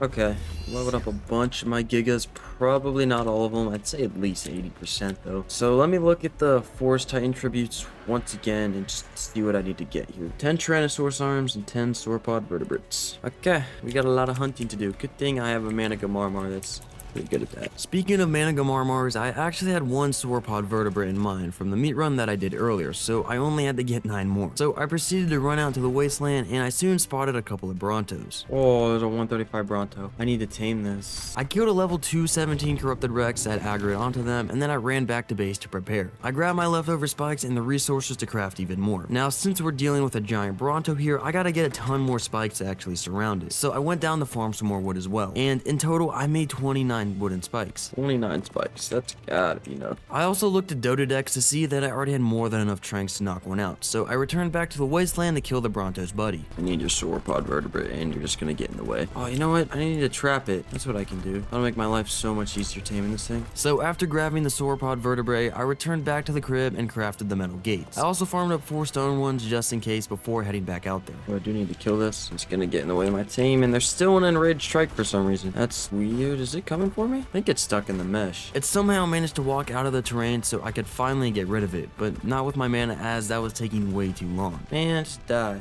I'm just gonna deploy my Giga to kill this thing, man. I then trapped the Bronto into the gates and I cryoed the Giga before starting the tranking process. And just as I hopped on my mana to go and get rid of a couple of spiders, I checked on the Bronto with my magnifying glass, and it actually fell asleep right there and then. Oh, nice. Oh my god, your neck is cooked. I placed down all the spikes I had surrounding a decent area around the Bronto. Perfect amount of spikes. That's what I'm talking about. I am him. This gas bag is stupid. With the Bronto now asleep, I returned back home to hop on Berry Boy and farm up a few Meho berries to actually tame it real quick. I then returned back and fed it, but at this pace, this thing was gonna take forever to tame, which was bad news. Oh my god. God, that's gonna take forever. I do not want to babysit this thing, but it's in the wasteland. Screw it, man. I'll just come back and check on it while I farm tributes. That's if a meteor storm doesn't come to ruin my tame as a whole, or something else falls from the sky. Maybe this is foreshadowing? I don't know, keep watching. Anyways, as planned, I continued exploring the wasteland in search of other Brontos that I could kill for vertebrates. Rexes were also part of the menu though, as I still needed just a few more of their arms. Alright, got the Rex arms. 7 more sauropod vertebrates is what I need. I also despawned a blue OSD that I came across while exploring. And on day 62, I checked how much health the Dreadnoughtus has to see if I could take one down because they look like they drop a vertebrate. Ooh. Yeah, so that's not happening on my current mana, or probably any of my dinos. Anyhow, I did a lap around the rest of the wasteland, but I didn't find any other Brontos, so I returned back to the sanctuary. See, I could still go down into the sunken forest as Diplo spawned in there, but I only knew of one more spot that I didn't check. You know what? I think Brontos spawn on the edge of the world down south. No way. Did something kill my Bronto? It was just fine a minute ago. It's not on my map. I quickly rushed back to where I was taming, and after seeing all of my structures were gone as well, I quickly put 2 and 2 together to see that the literal OSD landed next to it and killed it. An OSD landed and killed it. You have to be joking. Are you serious? Oh my god, man. I can't believe that. Well, it's a red OSD and we might as well do it. But first, I wanted to stock up on medical brews again just to be safe. So I made my way back home and I grabbed Berry Boy for a quick Tinto Berry farming run.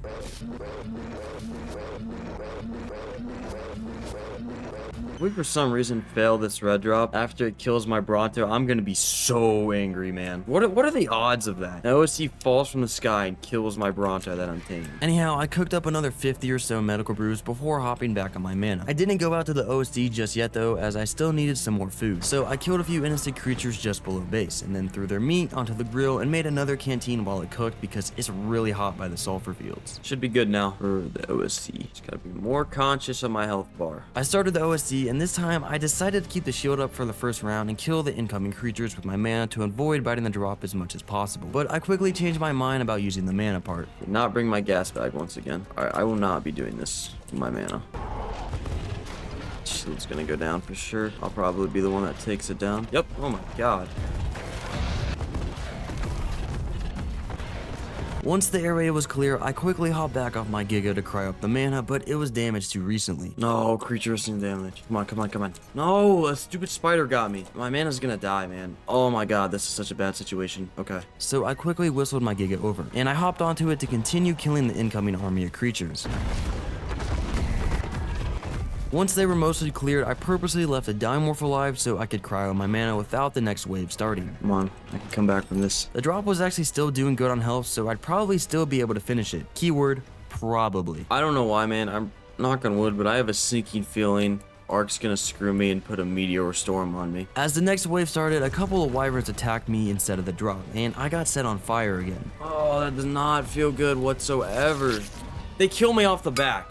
They kill me off the back. I can't do anything about that. Oh, that makes me so mad. Just as last time, I hopped on Chonky to go out and retrieve my stuff. Man, this is embarrassing. Oh no, it kills my Pronto. Oh my, how annoying is that, man? On day 62, I killed a couple of intruders that appeared on my lawn. Man, what is going on? Get out of my base. I do appreciate some free electronics and oil, but I do not appreciate them inviting themselves onto my property. Dude, who is this? Why is there so many of them? I headed into the wasteland and really quickly I spotted another OST. It was, however, in the sulfur fields though, so I didn't even consider doing it. But I still came over to check it out, but it was purple. Anyhow, I soon came across the first group of Brontos, so I helped them kill a couple of corrupted Carnos before ending their suffering as well. Alright, only 4 more. I jumped down to the oily lake area where I have seen a bunch of long neck boys previously. Yeah, I was right. That's plus 3 vertebrates, now only 1 to go. Heading towards the desert dome, I found the last 2 culprits. If you drop me a vertebrate, I won't kill your friend. Just kidding, you didn't drop me one. I grabbed both of the vertebrates as I would need more to summon the Forest Titan twice. I first had to kill it and then tame it to actually fight the other King Titan. And I'm gonna have to do that for the other 2 Titans as well, so yeah, I got a lot of tribute grinding in my future. Anyways, I returned back to base and distributed all the raw meat I got into the 2 troughs. Now, the only thing standing between me and fighting the Forest Titan was a few corrupted hearts that I had left, but I could farm those easily and the health of my Gigas, which is still kind of a concern, but I can heal them up. After playing a bit of semi-truck parking simulator, I had the Giga circle assembled, so I hopped on the back of my owl to heal them all up. Alright, can I get all 5 of these guys? Yes. After healing this circle of Gigas back up to full health, I flew over to see how many Gigas were still missing a saddle. So I grabbed some hide, threw that into the smithy, and made an extra 3 saddles and slapped them on the Gigas. On day 64, I played some more parking simulator and I arranged another circle of Gigas. I also made 1 more saddle for a Giga that I missed and then got the healing. Can I not heal that many one time? Looks like I can only do like 4 or 5 at a time, which kind of sucks, but whatever. I healed all them up, then organized 1 more healing circle by the breeders, and I got back to it. With all the Gigas now fully healed, I could start preparing for the journey down to the sunken forest. I grabbed all my cryopods and stuffed my Titan killer Gigas into my pocket. Okay, I've got 20 Gigas? Okay, that should be more than enough for this Forest Titan. I hopped on the back of my mana and then descended into the sunken forest. I then found the actual spot where the Titan would spawn as I wanted to throw all my Gigas out there. It doesn't matter that I cryosync them, they wake up super quick. With my army of Gigas assembled on day 65, I could head back to base to grab the artifact. I know it would most likely be in the cave again, but I didn't want to risk it. Alright, let's go get these 13 corrupted hearts. So I ventured out into the wasteland, but I quickly turned around when I saw this gut-wrenching death message pop up at the top of my screen. What? What? What just happened? I quickly rushed back down into the sunken forest, and I found that more than half of my Gigas had literally disappeared into the back rooms or something. What do you mean succumb to the pain? I cried the Gigas that were left as I just lost all trust for this game. Oh my god, dude. Wow, what does this mean? What does this mean? Succumb to the pain? I'm gonna look this up. Alright, I think I know what happened. I think the Gigas that were still unconscious from the cryo sickness, I think they fell through the world. Oh my god, that's such a setback. That is such a setback. I had no other option but to go back home and raise another bunch of Gigas. I would then have to level them all and heal them all up again because there's just no way I could take on the Titan with the few ones that were left. Bad day, bro. I can't believe that, man. I literally can't do anything else except go back to raising more Gigas. It's so stupid. At least my Oviraptor was encumbered by Giga eggs, so I grabbed a bunch of them and threw them all around the hatchery. Now, while those were raising up, I decided to go out into the wasteland and take out my anger on creatures that I have to kill regardless.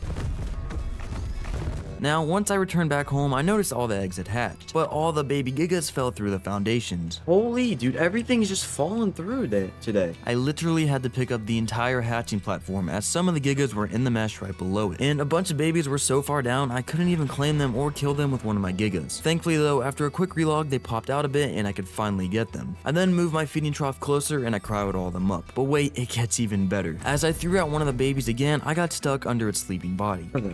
I'm stuck. After relogging, I was actually able to get out. I then imprinted the baby and threw the other ones out as well, but Ark is really testing my patience here. Day 66 was dedicated to getting all my Gigas raised up, but I first had to reconstruct my hatching platform.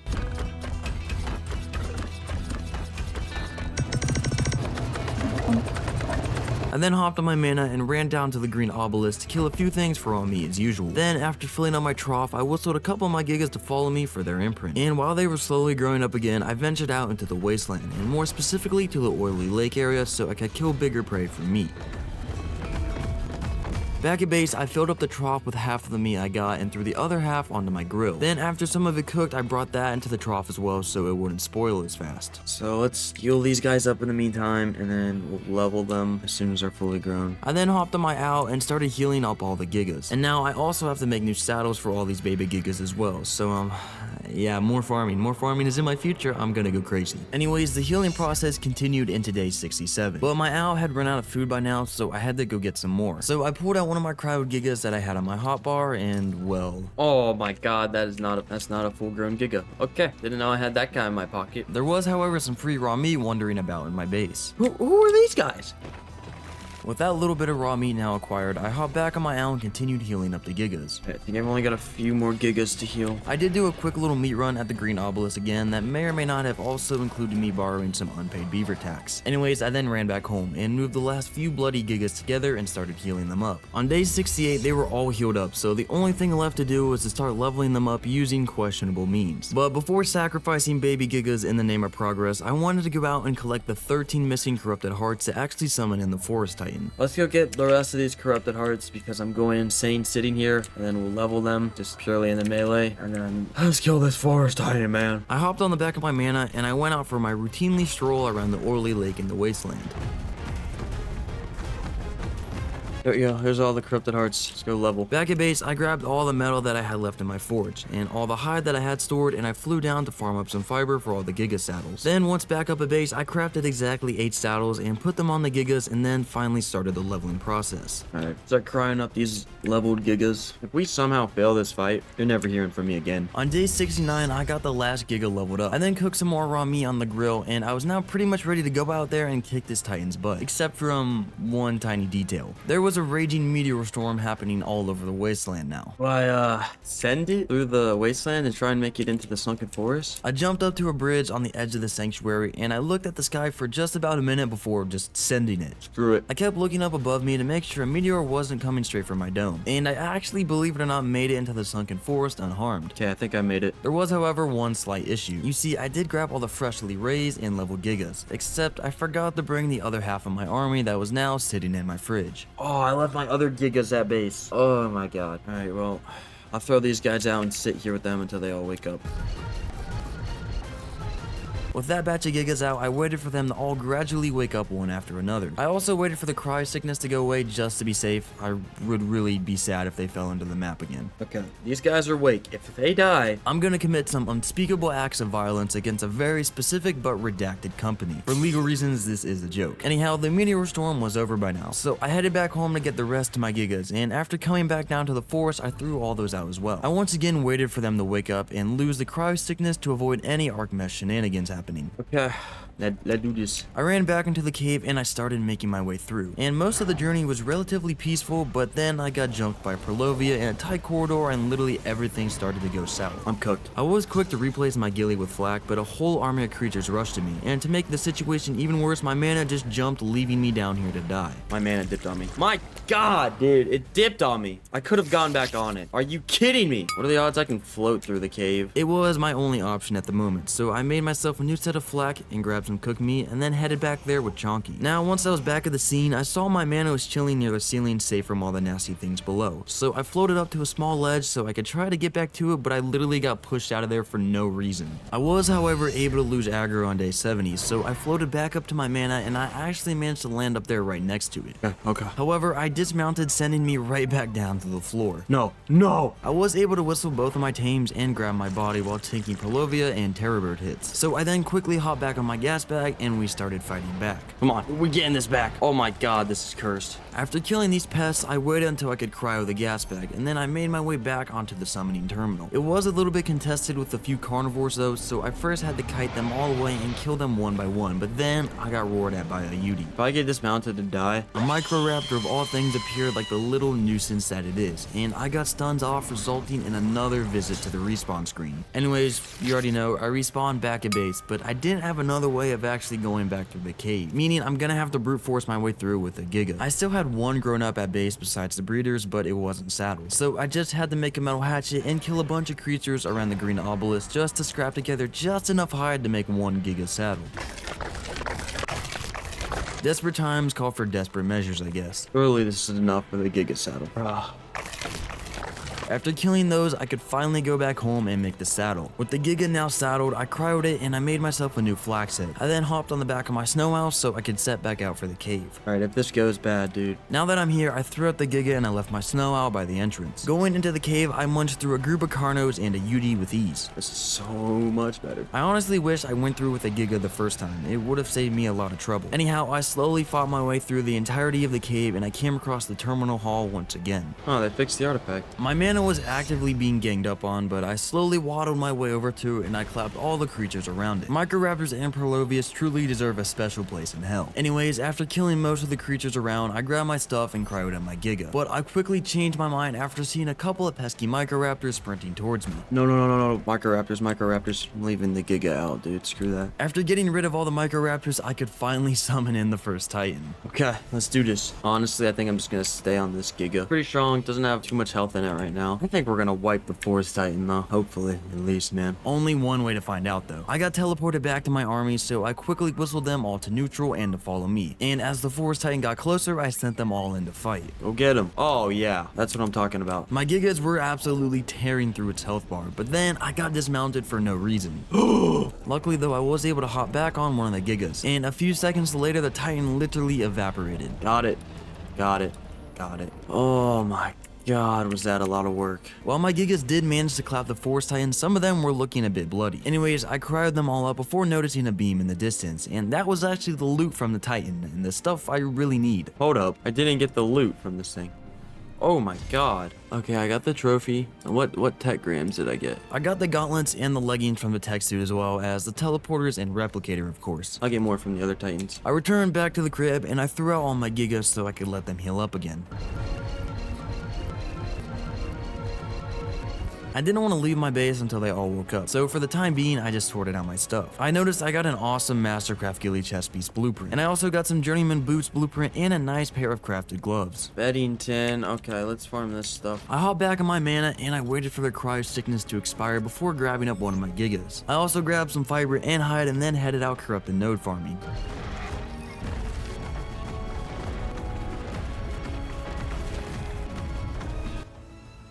Bold move spawning in right in front of me. With those two unfortunate souls killed, I threw my mana out again and cryoed the Giga. I also grabbed whatever raw meat that I had and left and made my way back home. I moved my 2 feeding troughs closer to my Gigas on day 72, and I then resupplied them with a little bit of raw meat that I had. 10 Spinosaurus and 10 Therizino claws. Okay, I definitely have, yeah, I have the Spinosaurus. I don't think I've seen a single Theri this whole time. I'm sure they're all in the Sunken Forest. And then obviously Artifact of the Void and Corrupted Hearts. Let's go get this artifact. How about that? I already had a Giga in my pocket, so I grabbed some decent fur that I had in my vault to fight against the cold and I headed out. Now once I arrived at the entrance, I threw out my Giga and ventured inside.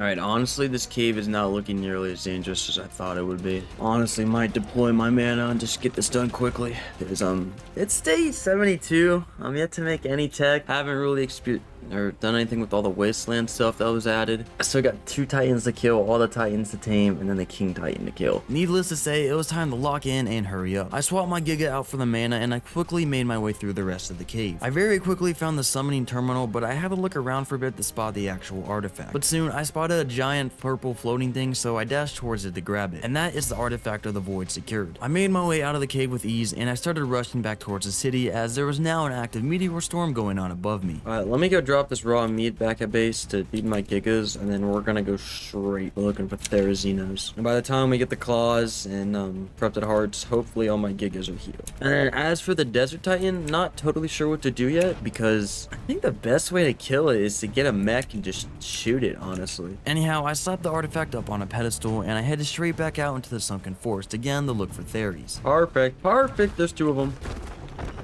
I also spotted a Diplo, so I beamed it for the sauropod vertebrates that I would also need to summon the Forest Titan again to tame it. I then found a second Diplo as well shortly after the first one, but I didn't have the same luck with the Theris. Okay, how come I found 2 Theris really quickly, but now I can't find anything? Explain, Ark, explain. I am off the map, bro. How longitude -3? Where does that make sense? There's just not that many dinos in the Sunken Forest, man. I don't even think I've seen a gacha yet. Oh. This ain't corrected. Thankfully, I did find Tickle Chicken number 3 soon after that awkward experience with a gacha. And as just a little bonus, I came across a dam as well. Taxpayers. I continued looking for the last 2 theories until the end of day 72. I found theory number 4 on day 73, shortly followed by theory number 5 as well. Oh, bet.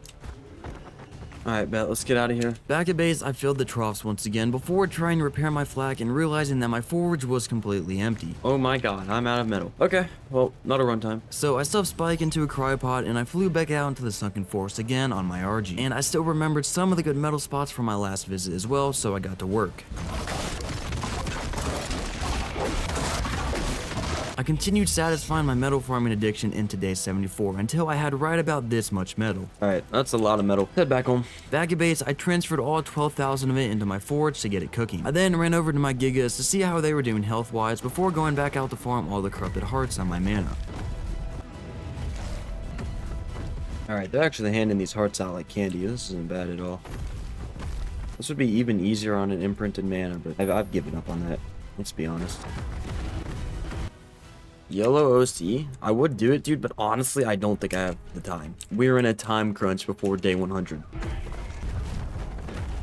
The hunt for corrupted hearts continued throughout the entirety of day 75. I did make a short stop back at base to store some of my tributes away, but then I went right back out to finish getting all the hearts. There we go. Man, we're back in the game. Only 28 more corrupted hearts needed. Finally, on day 76, I had all the hearts and I could finally get back to doing other things. Bang. Last 3 hearts that I need for the Ice Titan. Might as well kill this dude while I'm here. I'm gonna need more for the Desert Titan. I returned back to base to grab the artifact, and I was pretty much ready to just go out there and kill the Ice Titan now. So I cryoed up all my Gigas and left one in the fridge just in case of disaster happening like last time, and then I headed out. I'm assuming the Ice Titan spawns front and center right here, so I'm gonna deploy my Gigas over here.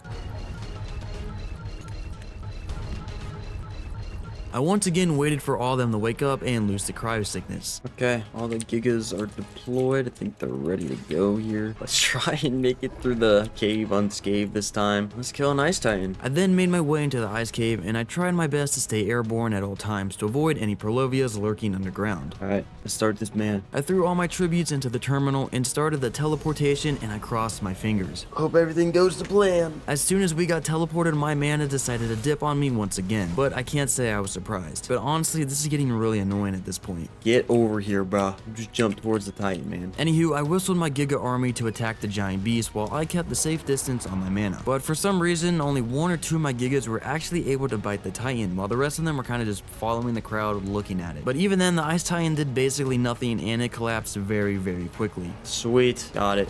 Let me snatch this loot. Yoink. Oh my goodness. Tons of tech armor. That's nice. Alright, now that I have the Ice Titan out of the way, I only have to kill the desert one. So as planned earlier, I'd like to use a mech to take it down, so it was about time that I start looking into making a tech replicator. So anyways, I cryoed up the rest of my Gigas and I made my way back home to throw them all out again. On day 77, I actually looked into crafting the replicator. The engram said I can make it in a Fabricator, but I couldn't actually find it in there. Okay. Well, it says I can craft it in here, but I can't, so I'm gonna have to craft it in a terminal. I first wanted to get all the necessary polymer out of the way, so I kicked things off by going out to farm obsidian. Oh, 2 for 1. This Anky's insane. Just need a few more stacks, then I got enough. These 2 clusters should give me enough. And right after I harvested said nodes, a meteor storm started forming right above me, so that was my cue to get out of there. Come on, get in the sanctuary. God, those things are crazy. Alright, I should be safe. Back at base, I transferred all the obsidian into my Fabricator, and I started making a bunch of polymer. Yeah, it's the cementing paste holding me back now. Let's go find some unwilling taxpayers. But before heading back out there, I wanted to check on my Gigas. Their troughs were looking rather empty again. Keep them fed as I give one of them 2 stacks of meat. They should be grateful. I also make them fight titans. That's terrible. I hope they can manage for now because I had some important business to attend to. Taxing the rich and greedy beavers for the greater good. My replicator. Alright, time to pay up. Been a while since I looted y'all. Actually, it probably hasn't. Just greedy like that. I need it more than they do anyways. Yeah, I've never seen a beaver construct something as magnificent and technologically advanced as a replicator. So I think grabbing their hard-earned pace was totally morally correct. And I also haven't visited the Colosseum in a minute, so I expected to find a bunch of dams over there. Where they at, man? I know y'all been skipping on your payments. That was unfortunately the only dam I could find over here, so I headed back home and I started converting the rest of the paste into polymer. So I need to do an element vein, obviously, but I just booted up the game for today, so there's no element veins on the map yet. So let me look up tributes for the Desert Titan, and we'll just do some farming in the meantime. 10 Sarko skins and 10 fire talent? No way I've got to kill wyverns. Brah. So I hopped on my mana and I headed out to the red part of the wasteland to hunt down wyverns, and it didn't take me too long to find the first culprit. Hello, I need your talon. I also hate you because you caused the failure of me doing a red OSC twice. Man, you ain't winning this fight, boy. Alright, I'm about to run out of stamina. Maybe you are winning this fight. Holy, what level is it? Okay. That was, however, the only wyvern I could find out here for a solid minute, so I wanted to go back and look for Sarcodes in the meantime, but then I got blessed with this spawning in right in front of me. Oh, element vein. There it is. Okay, 25k vein. Let's just try the mana.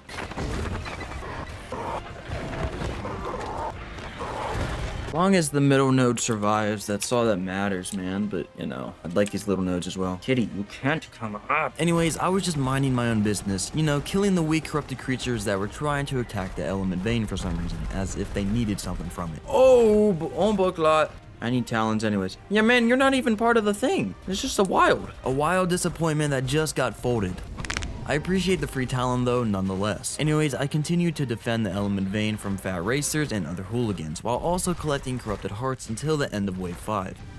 What can I say? I am him. Honestly, that was a walk in the park, and I managed to keep up a bunch of little nodes as well, so I could finally pull out my pickaxe and feast. Finally, on day 79, I got all the little nodes so I could move on to the main attraction. Let's see how many we get from the big mama.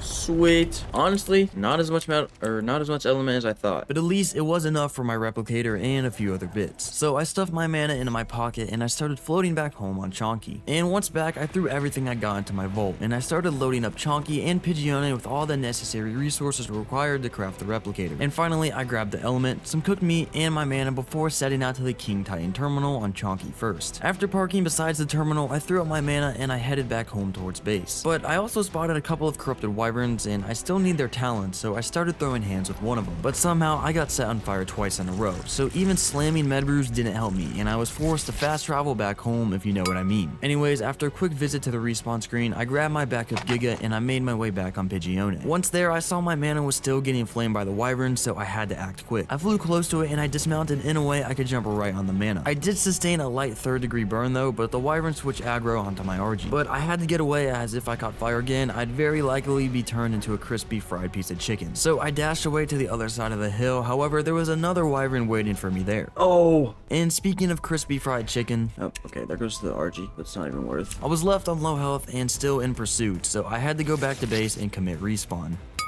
Once I woke up from my bed again, I leveled up Pigeon, my only Argy that I had left. I then crafted a saddle for it and cryoed it up. I headed back out there on day 80, and after kiting the wyvern away, I started looking for the bag with my stuff. And I want you guys to look for the bag with me. Can you see it? Oh my god, my dead body's literally in front of me. With my stuff now recovered, I could throw Pigeon out and transfer all the resources from Pidgeone. But I just gotta say it, may Pidgeone rest in peace. Thankfully, this Argy could just about carry everything, so I cryoed up my mana and I flew to the terminal. I then transferred all the resources into it and made the replicator. What? Oh. Finally, I could float back to base in peace and throw out my tames. Alright, so we've got this replicator now. Oh my god. Tough day for Granty, man. We lost Pidgeone. Anyhow, I wanted to construct a platform extension for the replicator since it was massive. So of course, I grabbed some foundations that I had laying around and I placed them down in front of the forge. But I still wanted to place down a few more, so I floated back down from my base to farm up some wood and thatch. Back at base, I made those foundations and I got back to expanding. What do I need for a mech? I think my reaction sums it up perfectly. Brother, I'm like out of metal again. For now, I transferred all my other resources over to it to see what else I was low on. Okay, just polymer. I've got some obsidian. I'm gonna need to farm more and then collect more taxes. My mana was taking a long nap anyways, so I'd have plenty of time to gather the obsidian. So I cryoed up Spike and headed out into the wasteland on Pigeon. But I didn't get a whole lot of obsidian before I returned back home and tried to wake my mana up. Oh my god. Do I have any stimulants?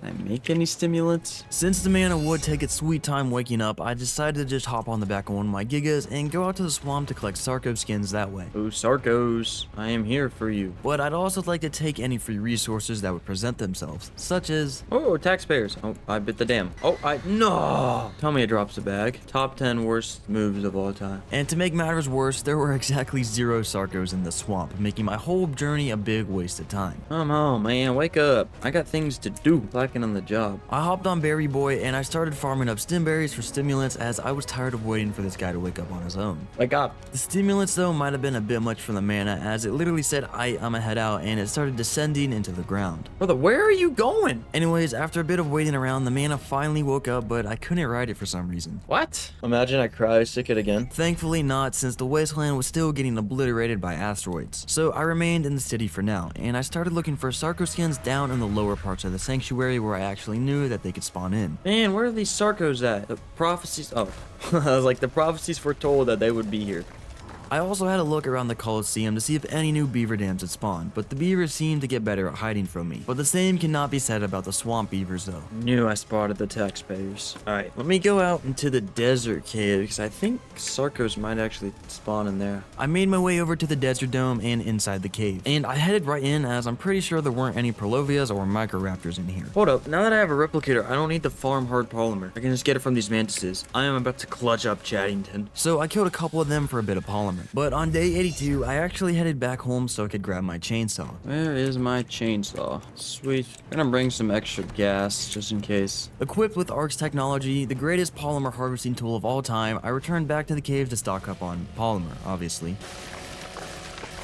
A few mantises later, I had all the polymer that I would need for a mech, so I exited the cave and returned back home. Okay, I have everything. Let's power this up. Craft the primitive mech. Oh, it auto assembles? What? Usually they like one in your inventory and then you'd have to make them. Now that I had a mech, I needed to farm element once again to actually power it, so I headed right back into the wasteland to look for another element vein. I came across the 50k vein, which was most likely give me a ton of element, but I probably actually wouldn't be able to do it on my mana. Do I just try it on the Giga? Screw it, man. Go big or go home. And go home is what I did. Not because I gave up on it though, because I forgot to bring my gas bag with me. So back at the crib, I cryoed up Chonky and returned back to do the vein. So for this, I'll probably end up destroying all the little nodes. Honestly, they didn't give anything last time. It was the big nodes, so we'll do the first wave on just my mana. But that quickly changed when I saw this racer's level. Level 173? Okay, hold up. Yeah, we're not even playing, bro. I had to back up and wait so I could cryo the mana and then hop back on my Giga, and I started going ham on the corrupted creatures. On day 83, I was reminded of my arch nemesis once again. Oh no, wyverns, man.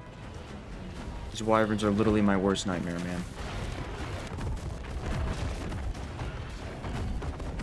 Pretty soon, I found myself at the final wave, and honestly, the whole element vein was pretty simple, and the only thing I really have to watch out for were those wyverns. Crazy corrupted hard farm, man. I farmed like 100 from this guy's turning pink. Oh my god, if I get a meteor storm as I'm finishing this. Come on, we gotta hurry. No, you can't do this to me. You cannot do this to me. Come on. No! That one's coming. That one's gonna make a direct impact. Somehow the element vein survived the meteor, and another one. And luckily, I killed the last few remaining dinos and finished the final wave, so I jumped off and I started whacking away at the vein. I also took off my armor as I was basically ready to get obliterated. I just wanted to grab as much element as possible before it would happen. Oh my god, I see one coming right towards me. This is the enemy, chat. No, I'm alive. Give me this element. I somehow managed to grab the whole vein, so I cryoed up my Giga, threw out my mana, and I bolted right back into the city. Oh my god, how clutch am I? How clutch am I? I was basically ready to go out and kill their Desert Titan as well, and the only thing I need to get now were the last few Fire Talons and Sarco skins. So while the meteor storm was raging out there in the wasteland, I decided to stay in the safety of the sanctuary looking for Sarcos. Apparently there's no Sarcos to be had. Oh, never mind. Pretty good at that. Saying I can't find something and then literally walking right into it. If only I could say that about Managarmrs. Anyhow, I was only able to find one more Sarco, so I waited for the meteor storm to stop and I headed back out into the wasteland to deal with the wyverns. I did my best to try dodging their fire breath first and then attack them, but I did get set on fire here and there, nearly resulting in another visit back to the lobby. Why is this level 10 being so difficult? No, not again! In the same spot! Oh my god, they don't die. I started flying back on my PT once again on day 84, and I brought some armor that I had lying around as well as a tech rifle and a Giga, you know, just in case. I flew back to my mana and saw that it was super bloody, so I got right underneath it with my Pteranodon and mounted on it and jumped away just in time. See ya. But I wasn't gonna let that slide so easily. You see, I still had my Pteranodon on follow, meaning it brought the Wyvern right to me. But this time, I was prepared. I started to lay down fire on the Wyvern, and it got folded right before it could get to me. This thing's effective. I returned to grab all my stuff before continuing my hunt for wyverns. And since the tech rifle worked so well last time, I decided to give it another go. I aggroed a wyvern and I dashed away. I then hopped off the mana and I got ready to blast the wyvern. Except that it lost aggro, so I had to go remind it again of my existence. This time I brought it out to the open King Titan platform, and when the time was right, I held onto the trigger until the wyvern ceased to exist. Oh my god, this thing is crazy. 2 more. I then brought over another one to the platform, but this one was a bit tougher than the first one. Yeah, bro. Yeah, bro. Oh my god, this one's not dying. This one is not dying. I actually backed up very carefully to approach it again, with bullets of course. And seeing a few connected, I dashed back even further. From there, I could finish it off. Got it. Alright, I'm not gonna take the risk.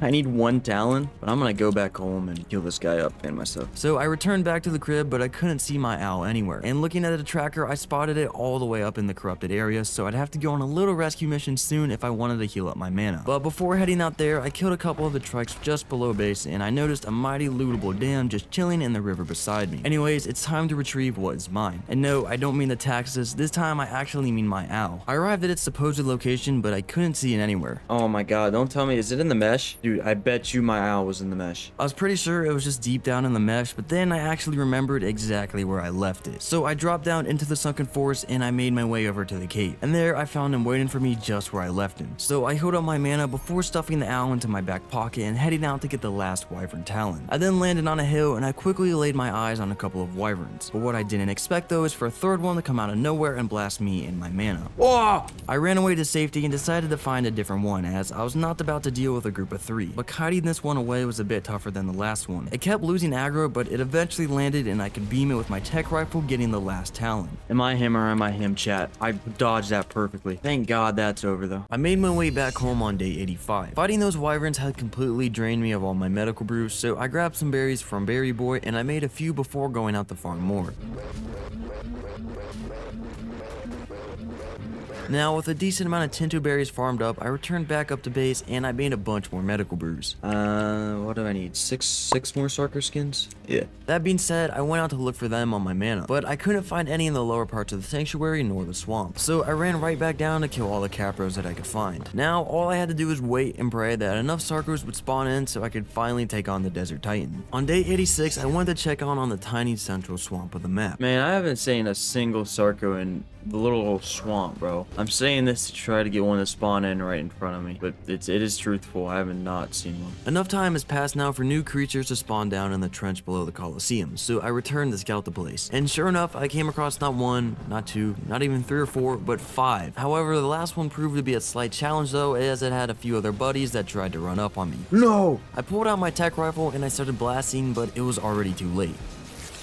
Oh, I didn't think they could pick me off the mana. So I immediately resorted to a slightly more lethal approach. Giga. I flew back on my Pteranodon and threw out the Giga. I then leaped off the edge right down to my mana that was still taking a beating.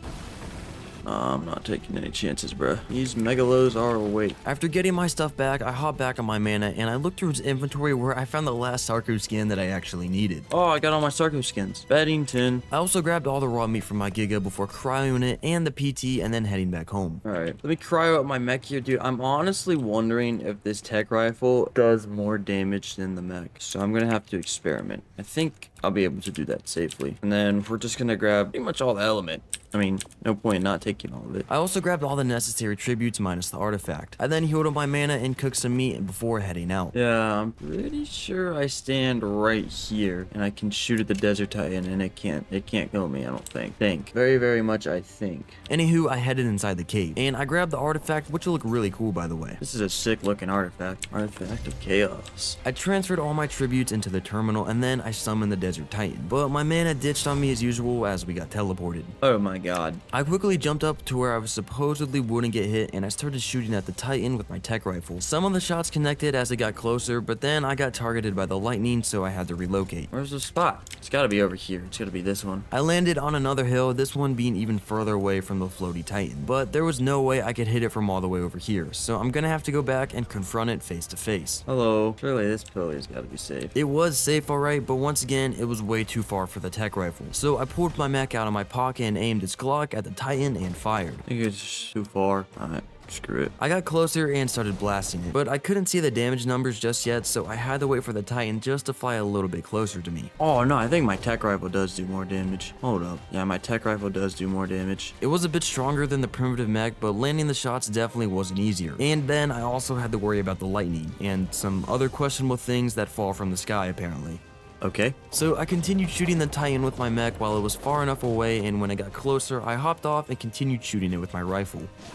Oh no. I didn't think it'd one-tap me. Oh my god. I quickly hopped on my owl and flew back to the desert dome. I arrived back at the mech on day 87, so I hopped in and whistled my owl away to safety. And the desert Titan was kind of just floating there, so I got just close enough to where my shot started hitting, and I kept on blasting it. I'm the whittled down bro's health bar. God, this shreds through element. I better have enough, man. Surely I do.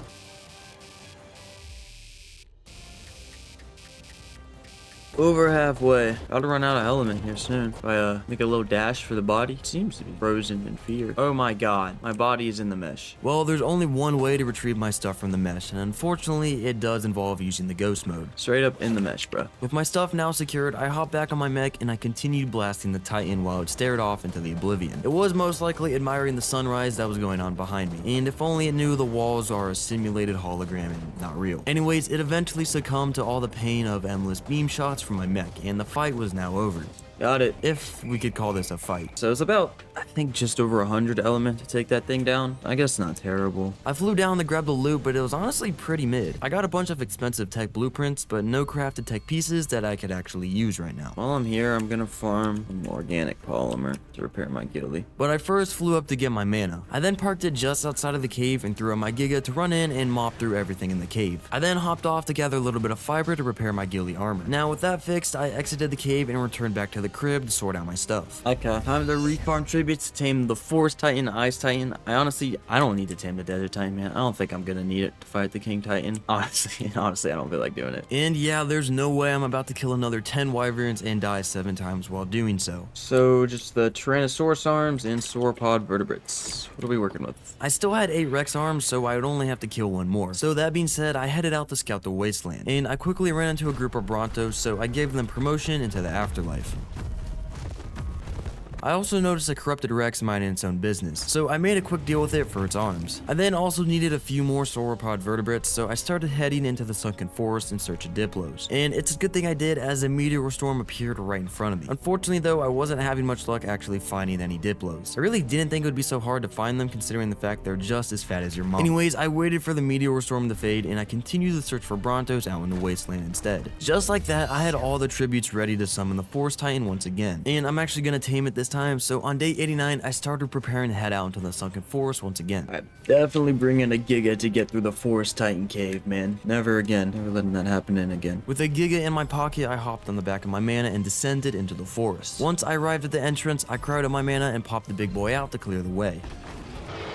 I made it to the main hall once again and grabbed the artifact, and I then walked up to the terminal. After summoning in the Forest Titan for the 2nd time and teleporting, I quickly cryoed my Giga and then threw the mech out. I cleared a few of the trees around me, and I got to shooting at the corruption nodes off the Titan.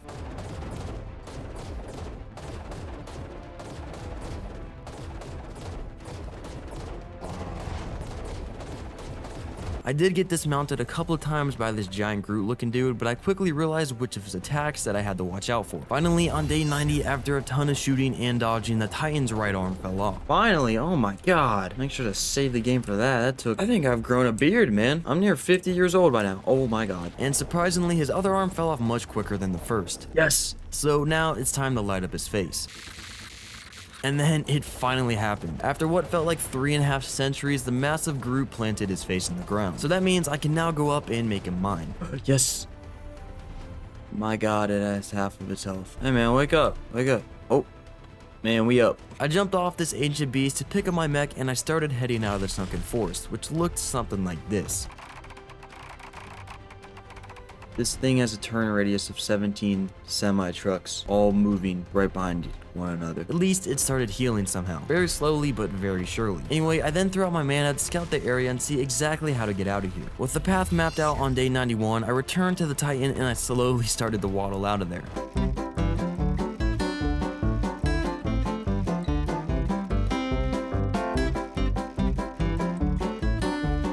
Alright, might as well just try and walk this thing to the King Titan terminal.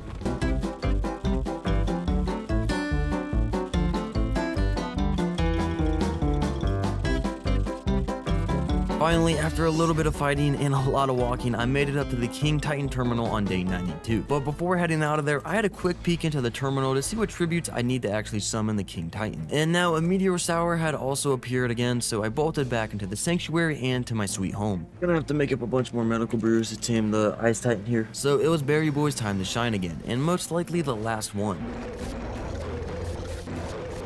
I farmed up a ton of berries, so this time that I wouldn't have to do it again. And after bringing those back to my chemistry bench, I had to get a bunch of spoiled meat as well, so I did a little bit of killing on my mana. I also fired up my replicator to convert all the shards into element. And for the dust, I'd have to bring it over to a city terminal as the replicator is somehow unable to convert that. Oh my god. Whatever, I got the time. So I've just logged in on day 93, and my element that was cooking in the terminal, it's gone. It's not here anymore. That being said, I should probably do another element vein just to be safe. I still had some left over, but running out of it during the Ice Titan taming process wouldn't exactly be optimal. Okay, the nice thing is I have pretty much all the tributes to summon in the Ice Titan. I just need element to actually tame it. So it was time to go out and scout the entirety of the wasteland once again. Another 50k vein would be nice since I know I can do them. I couldn't be bothered to protect the small nodes though, and I just wanted to get this done as soon as possible. So I threw out my Giga to kill everything really quickly.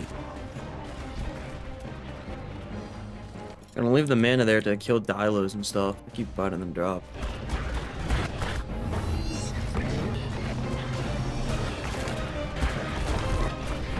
And halfway through day 94, I killed the last racer, finishing the OSD. Let's go. I cryoed up my tames and threw out the Gasbag, and then I got to mining.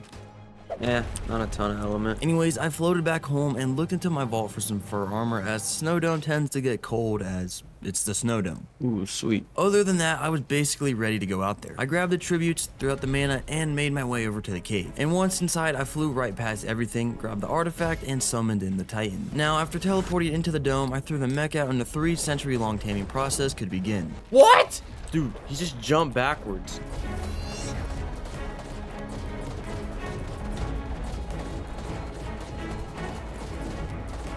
I actually had to leave the fight though, as my mech got hit hard and it was on too low of health to continue. So I got on my mana and I quickly made my way back home to grab my snow owl. I then flew back to the snow dome and the Titan was still there, distracted by some other wildlife. But there's a slight flaw with my plan to heal the mech, as my snow owl can't actually freeze it to heal it. Oh, enable auto repair. I mean, it's healing much quicker now. This is gonna take forever to heal. I think I just gotta go for it. Just be super cautious. And finally, on day 96, I destroyed the last piece of corruption on the Ice Titan's chest, sending it to sleep. Yes! Sweet, man. And the Ice Titan also came out with around half of its health left. Anywho, I had no time to waste, so I started making my way up to the King Titan terminal. Oh, Force Titan's nearly healed, man. With both of my Titans now parked at the terminal, I could go back home for the final preparations. I grabbed all of my cryopods and then stuffed my Gigas into them.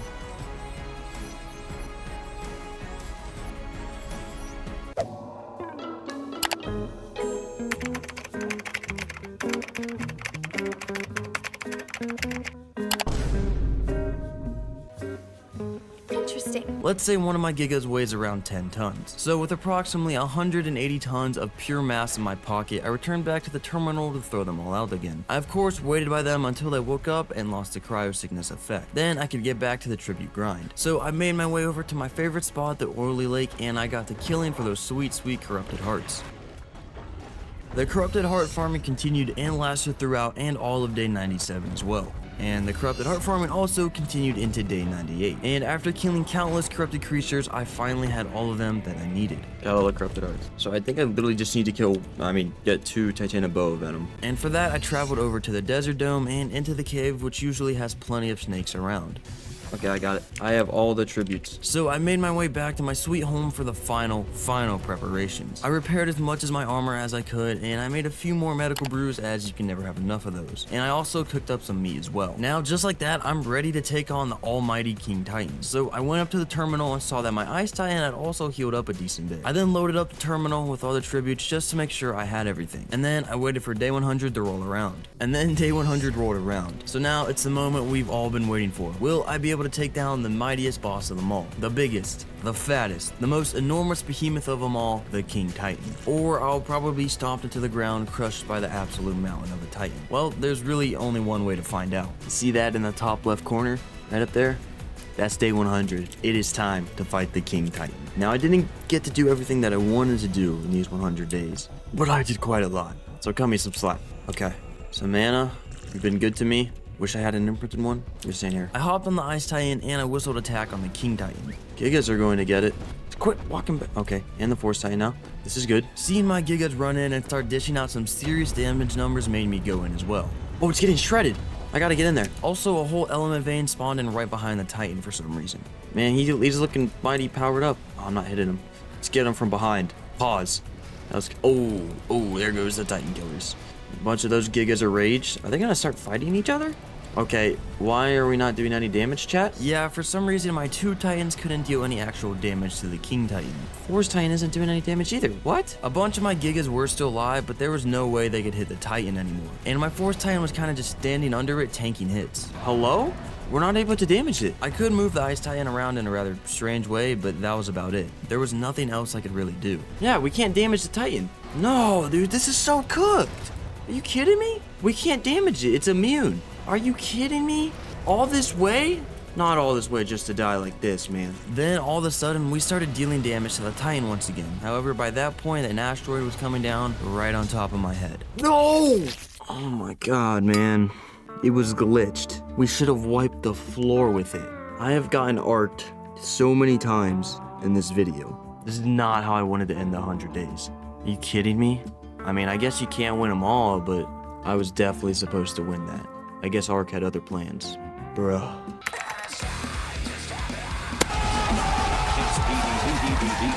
Screw you.